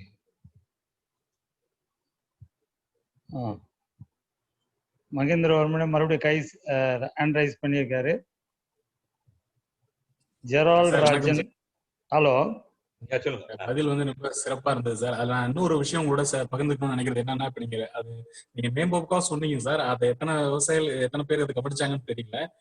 ரொம்ப விவசாயிகள் இங்க இந்த இயற்கை அப்படிங்கறதுல எனக்கு தெரிஞ்சு, நான் எல்லாரையும் சொல்ல சார், ஒரு சில பேர் செயற்கைனால ஏதோ ஒரு தீண்டத்தகாத ஒரு விஷயம் நினைக்கிறாங்க சார். அவங்க இப்ப அது சாயில் அந்த மண்ணுல நம்ம என்னவா கொடுக்குறோங்கிறதே அந்த மண்ணுக்கு தெரியாதுல்ல சார். அது வந்து இப்ப எக்ஸாம்பிள் நைட்ரஜனா நைட்ரேட் ஃபார்ம்ல தானே சார் அது எடுத்துக்க போகுது. இந்த மாதிரியான அடிப்படை அறிவு நம்ம அதை வளர்க்கும் பொழுது மட்டும்தானே சார் இந்த மாதிரியான அந்த நீங்க சொல்ற அந்த விஷயங்கள் வந்து அவுட்புட், அதாவது ஆர்கானிக்கா கிடைக்கக்கூடிய அரிசியோ ஆர்கானிக் பண்றதுக்கே. இப்போ நீங்க ஒரு வண்டி ஒரு லோட எருவு நம்ம வந்து இன்புட், அதாவது நம்ம நிலத்துக்கு கொடுக்கணும்னா அந்த காஸ்ட் வந்து பாத்தீங்கன்னா பயங்கரமா இருக்குது. அதே மாதிரிதான் ஒவ்வொரு ஆர்கானிக் பேஸ்டு மெட்டீரியல்ஸ் சொல்லக்கூடிய எல்லா அடிப்படை, அதாவது உரமா இருக்கட்டும், மாட்டு சிறுநீரா இருக்கட்டும், ஆட்டு எருவா இருக்கட்டும், இந்த மாதிரியான எல்லா இடுபொருள்களுமே மிக மிக விலை அதிகமா இருக்குது. அப்போ இதுக்கான மாற்ற விவசாயிகள் எந்த அளவுக்கு புரிஞ்சு நீங்க பயன்படுத்தணும் நீங்க நினைக்கிறீங்க?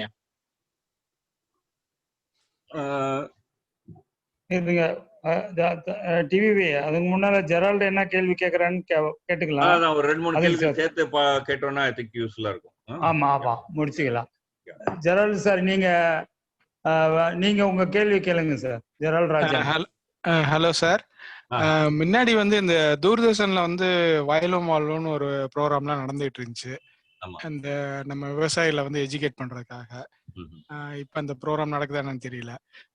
எனக்கு ஒரு இது என்னன்னா, தமிழ்ல இந்த இயற்கை விவசாயத்தை பத்தி பிளஸ் இந்த ஆர்கானிக் இதை பத்தி எல்லாம் ஏதாவது புக்ஸ் இருக்கா? அறிவியல் இயக்கத்துல இருந்து ஏதாவது புக் வெளியிட்டு இருக்காமா? ஓகே, ஐ திங்க் விஜயானந்தும் கை தூக்கினாரு. ஸோ அவரையும் கேட்டுடலாம். I think better. So Sri, விஜயானந்தோட இதை அன்மியூட் பண்ணுமா?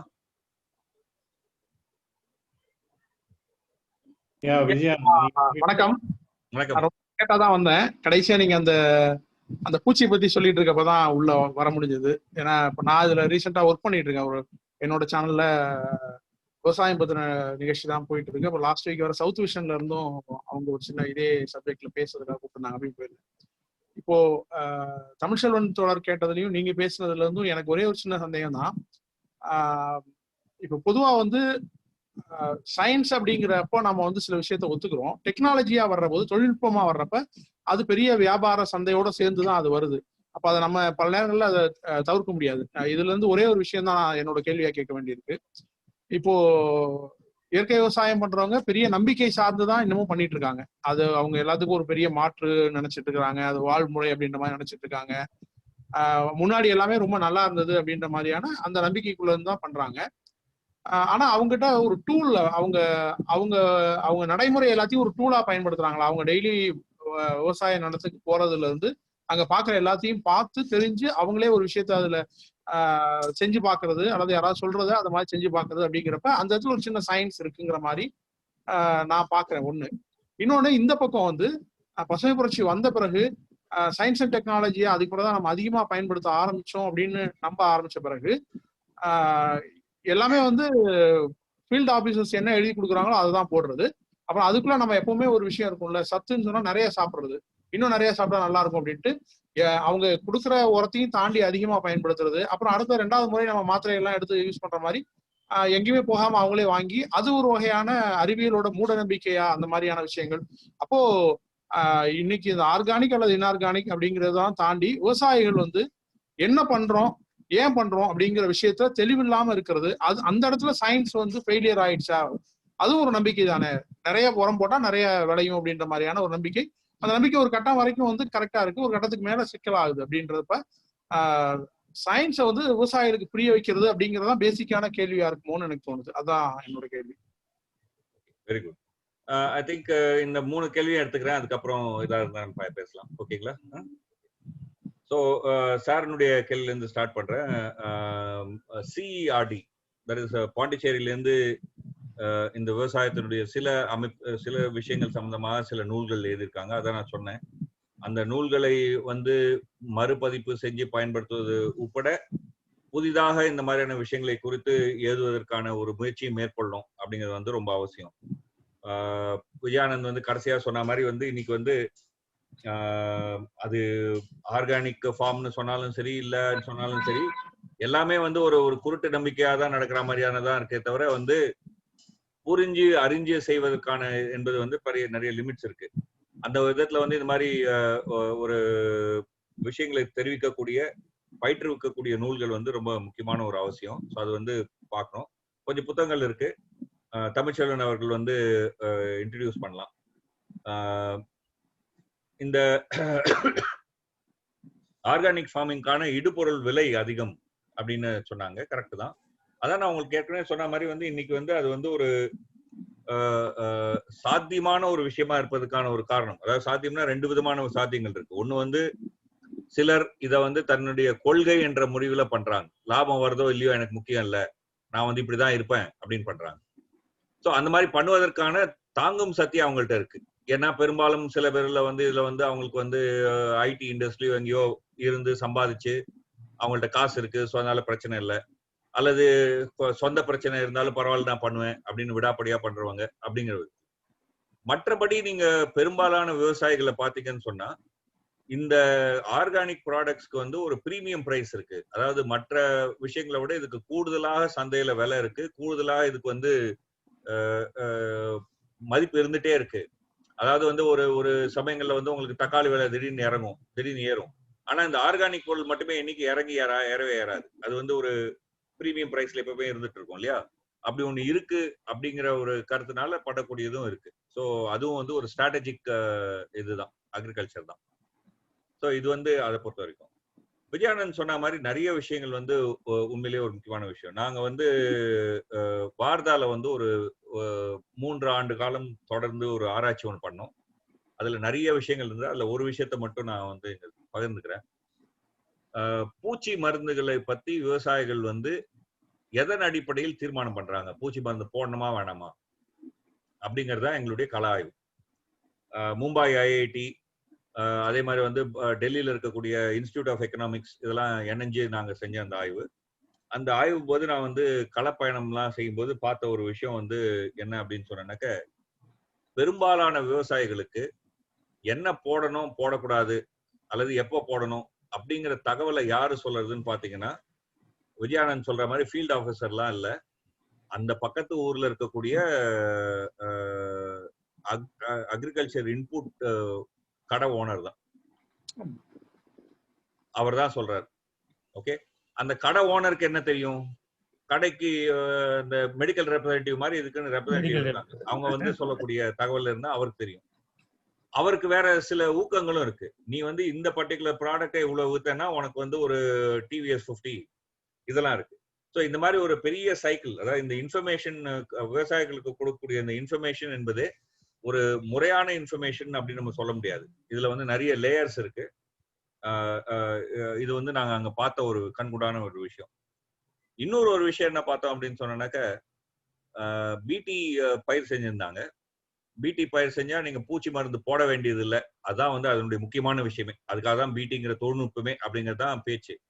ஆனா இவங்க வந்து சாதாரணமா போடுறதை விட பல மடங்கு கூடுதலா பூச்சி மருந்து போடுறாங்க. ஏன்னு கேட்டா, இவ்வளவு விலை கொடுத்து நாங்க இந்த விதைய வாங்கியிருக்கிறோம், சப்போஸ் லாஸ் ஆயிடுச்சுன்னா எங்களுக்கு பெரிய லாஸ். ஸோ அதனால நாங்க வந்து சேஃபா இருக்கிறதுக்காக, இன்சூரன்ஸா இருக்கிறதுக்காக நாங்க போடுறோம் அப்படின்னு சொல்றாங்க. ஸோ இதுதான் வந்து நடைமுறையில இருக்கக்கூடிய ஒரு விஷயங்கள். நிச்சயமா வந்து தொழில்நுட்பம் என்று வரும்போது தொழில்நுட்பங்கள் எதுவுமே வந்து சமூகத்தோட சேர்ந்தது. ஒரு குறிப்பிட்ட சமூகத்துல பொருந்தக்கூடிய ஒரு தொழில்நுட்பம் இன்னொரு சமூகத்துல பொருந்துவதற்கான வாய்ப்பு அதே மாதிரி இருக்குன்னு சொல்ல முடியாது. அது ஒரு தனி டாபிக்கா இன்னொரு நாள் நம்ம பேசலாம். தொழில்நுட்பம் என்பது வந்து ஒரு சாய்ஸ், அது வந்து கிவன் கிடையாது.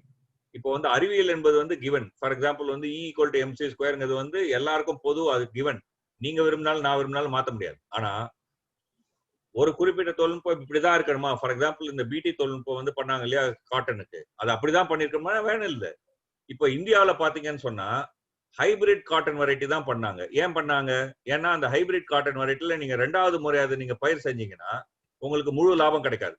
ஸோ அப்ப நீங்க திருப்பி நீங்க போய் அந்த காட்டன் விதைய வந்து அந்த கம்பெனிட்ட இருந்து வாங்கணும். ஆனா சைனால பண்ண ஹைபிரிட் இதே பிடி காட்டன் வந்து ஓப்பன் பாலினேஷன் அப்படின்னு சொன்னா, ஒரு முறை நீங்க பயிர் செஞ்சீங்கன்னா அந்த பயிர்ல இருந்தே நீங்க வந்து விதை எடுத்து அடுத்த முறை நீங்க பயிர் செய்யலாம். ரைட்? ஸோ வந்து தொழில்நுட்பங்கிறதுல வந்து இந்த மாதிரி வெரைட்டிஸ் வாய்ப்புகள் இருக்கு. ஸோ இன்னைக்கு நீங்க நம்ம இந்தியாவில் பாக்குற அதே மாதிரியான சிக்கல் வந்து உங்களுக்கு சைனாவிலயோ ஃபார் எக்ஸாம்பிள் ஆஸ்திரேலியாவிலயோ இல்லை. ஏன்னா வந்து அங்க வந்து ரொம்ப கராரா வந்து ஓப்பன் பாலினேஷன் தான் இருக்கணும் அப்படின்னு சொன்னதன் காரணமாக. ஏன்னா அங்க முன்னெடுத்த இந்த பிடி தொழில்நுட்ப ஆராய்ச்சியில முன்னெடுத்ததெல்லாம் வந்து அங்க வந்து பப்ளிக் செக்டர். ஸோ அவங்களுக்கு வந்து தொடர்ந்து விவசாயிகள் எங்கள்கிட்ட இருந்து வந்து வாங்கணுங்கிற ஒரு கட்டாயம் இருக்குல்ல. ரைட்? ஸோ இந்த மாதிரி பெரும் சீடு கம்பெனி இந்த மாதிரி பல்வேறு விஷயங்கள் இதுல வந்து இன்வால்வ் ஆயிருக்கு. இந்த காம்ப்ளெக்சிட்டியை வந்து நம்ம வந்து புரிஞ்சுக்கணும் முதல்ல. ஐ திங்க் இதான் தவிவி. நான் ஒரே ஒரு கருத்து மட்டும் பதிவு பண்ணிக்கிறேன். சொல்லுவோம். ஒண்ணு வந்து கடந்த 8 வருஷமா நான் வந்து இந்த இயற்கை விவசாயம் மேற்கொள்கின்ற விவசாயிகளோடு நெருங்கி பழகிறதும் அவங்கள ஒருங்கிணைக்கிற ஒரு வாய்ப்பும் கிடைச்சதால இங்க வந்து இருக்கக்கூடிய கருத்துக்களோடு பார்க்கும்போது அவங்க என்ன செய்யறாங்கன்றதையே கூட நாம வந்து ஒரு அனுமானத்தின் மீது தான் கருத்து பேசிங்கிறத நான் பாக்குறேன். என்ன, பல விவசாயிகள் இதை நம்பி இருக்கக்கூடிய விவசாயிகள் லாபகரமா நடத்திங்கிறாங்கன்றத முதல்ல சுட்டி காட்ட. அதெல்லாம் என்னன்னு கேட்டீங்கன்னா, யாரும் நம்ம போய் ஃபீல்டு, நீங்க ஏதோ ஒரு ஃபீல்டுல போனீங்க, அதுவாவது உங்களுக்கு ஒரு அனுபவம் இருக்கு. ஆனா பல பேர் வந்து பத்திரிகை செய்திகளையும் வாட்ஸ்அப் செய்திகளையும் மேம்போக்கான விஷயங்களை இப்படிதான் கருத்து சொல்லுங்கிறேன். அதனால ஒண்ணு வந்து இந்த இன்னைக்கு நடக்கக்கூடிய ஆர்கானிக் ஃபார்மிங் பத்திய ஒரு ஸ்டடி வேணும்.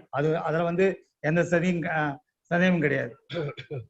அந்த அடிப்படையில வெறுமனே அனுமானத்தின் அடிப்படையில கருத்து சொல்லப்படுகிறது, அது தவறு. ஈவன் நீங்க இவரு சொல்லிருக்கிற அந்த இதுல கூட பார்க்கும்போது தற்சார்பு விவசாயத்தை தான் நம்ம ஆர்கானிக் ஃபார்மிங்கா நம்ம பார்க்கிறோம். அப்போ அதன் மூலம் என்னன்னா வெளியே பெருமுதலாளிகள் உற்பத்தி செய்து விற்கக்கூடிய ரசாயன உரங்களுக்கு பதில் தான் நிலத்தில் இருக்கக்கூடிய பயன்படுத்துறது தான் ஆர்கானிக் ஃபார்மிங்கா நம்ம பார்க்கிறோம். அப்போ அதனால அவங்களுக்கு இடுபொருள் குறையத ஒழிய அதிகமாகன்றதெல்லாம் கூட ஒரு அனுமானத்தின் அடிப்படையில சொல்லக்கூடிய விஷயமா தான் இருக்கு. அதனால நாங்க ஏற்கனவே ஒரு திட்டம் என்ன வச்சிருக்கேன்னா, ஒரு செட் ஆஃப் சயின்டிஸ்ட சில நிலங்களுக்கு அழைச்சின்னு போயிட்டு ஒரு முதல்ல வந்து அங்க என்ன நடத்துறாங்க என்னன்னு பார்க்க சொல்றது. ஒரு 6 மாசத்துக்கு அப்புறம் மறுபடியும் அதே நிலத்துல என்னென்ன போட்டாங்க, என்ன மாதிரி விளைச்சல் வந்தது, அது எல்லாமே அது ஒண்ணு அது சயின்டிபிக்கா, ரெண்டாவது லாபகரமா வந்ததா அப்படின்ற விஷயங்கள் கூட செய்யலான்றது கூட யோசிச்சுக்கிறோம். ஏன்னா இன்றைக்கு தான் வந்து இயற்கை விவசாயிகள் உற்பத்தி செய்கின்ற பொருட்களை விற்பனை பண்ணுறதுக்கான ஒரு கூட்டமைப்பு உருவாக்கி விற்பனை பண்ணுறதுக்கான ஒரு அவுட்லெட்டு உருவாக்கியிருக்கோம். அவங்க கையில பேசுறதுக்கான ஒரு வாய்ப்பும் கிடைச்சிருக்கு. சரி, ஏன்னா இது ஏதோ ஒன்று நடக்குது அப்படின்னு சொல்லிட்டு நாம வெறுமே கருத்து சொல்லிட்டு வெளியே போகாம அவளோடு இணைந்து செய்யும் போது இந்த கருத்தை வாதிக்க வேண்டியது, நான் இந்த கருத்துன்னு நான் புஷ் பண்ணலை, ஆனா வாதிக்க வேண்டியது இருக்குதுன்றது மட்டும் சொல்ல விரும்புறேன். பலது வந்து அனுமானத்தின் அடிப்படையில் தான் நாம் இது வரைக்கும் பேசிக்கிறோன்றதையும் என்னுடைய கருத்தா சொல்ல. ஓகே, அடுத்து ஜெயவேல் அவர்கள் கை உயர்த்திருக்காங்க. ஜெயவேல், நீங்க அன்மியூட் பண்ணிட்டு பேசுங்க.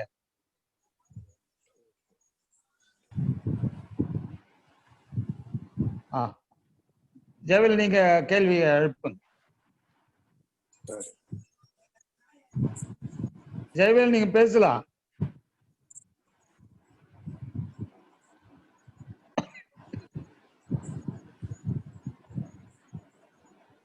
ஜெயவேல் ஹலோ பேசுறாரா? ஹலோ சார், கேக்குதுங்களா? கேக்குது சார். இப்போ சாரு பேசுறத பார்த்தா இப்போ ஆர்கானிக்கும் இந்த கெமிக்கலும் சேர்ந்து விவசாயிங்க செய்யலாமா, இல்ல சார் சொல்றது டெக்னாலஜியும் யூஸ் பண்ணீங்க அது ஒன்றும் தவறு இல்லை அப்படின்ற மாதிரி சொல்றாரு. ஸோ அதை எதை எடுத்துக்கிறது?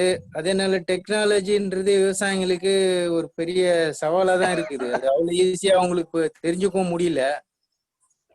ஸோ இதுக்கான வழிங்க ஏதாவது இருக்குமா? இது ஐ திங்க் ஒரு முக்கியமான கேள்விதான். பட் தமிழ்ச்செல்வன், ஐ திங்க் இந்த மாதிரி ஒரு உரையினுடைய எண்ட்ல வந்து ஒரு சின்ன லைனா இருக்கு மாதிரி இதுக்கு பதில் சொல்றது வந்து கொஞ்சம் கடினம்.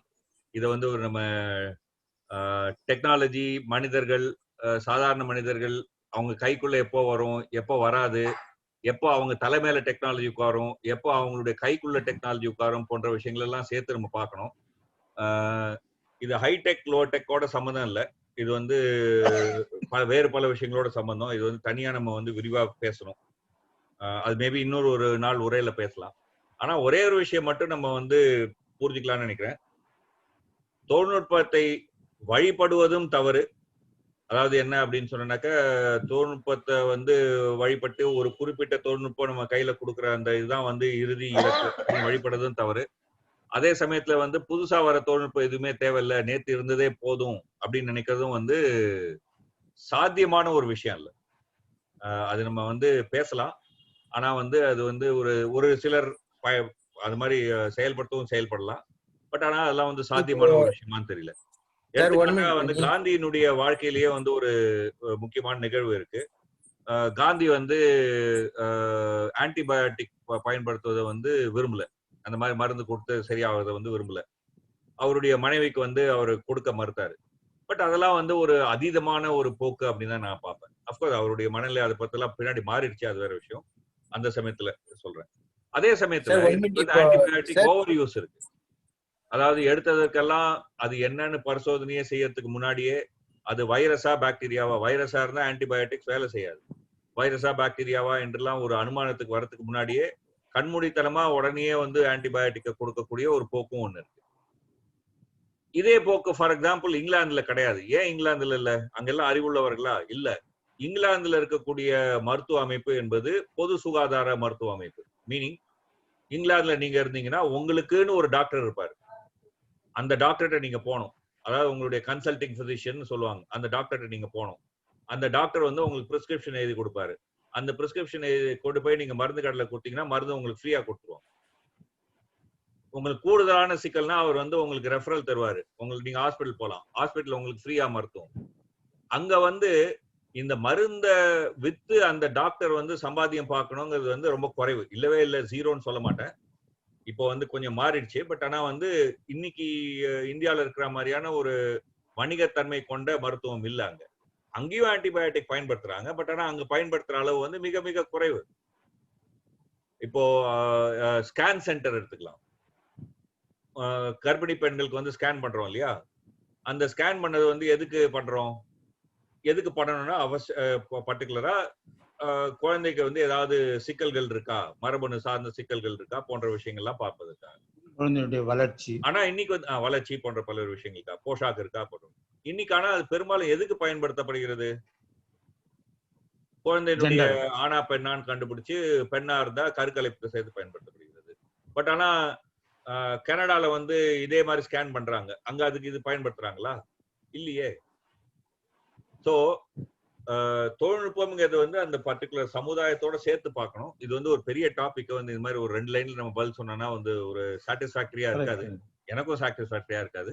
அதனால மேபி ஒரு வேறொரு உரையில நம்ம வந்து இதை வந்து தெளிவா டீட்டெயிலா நம்ம கொஞ்சம் பேசலாம். ஓகே, நிறைவு செய்தல. ஏன்னா மணி 8:11 ஆயிடுச்சு.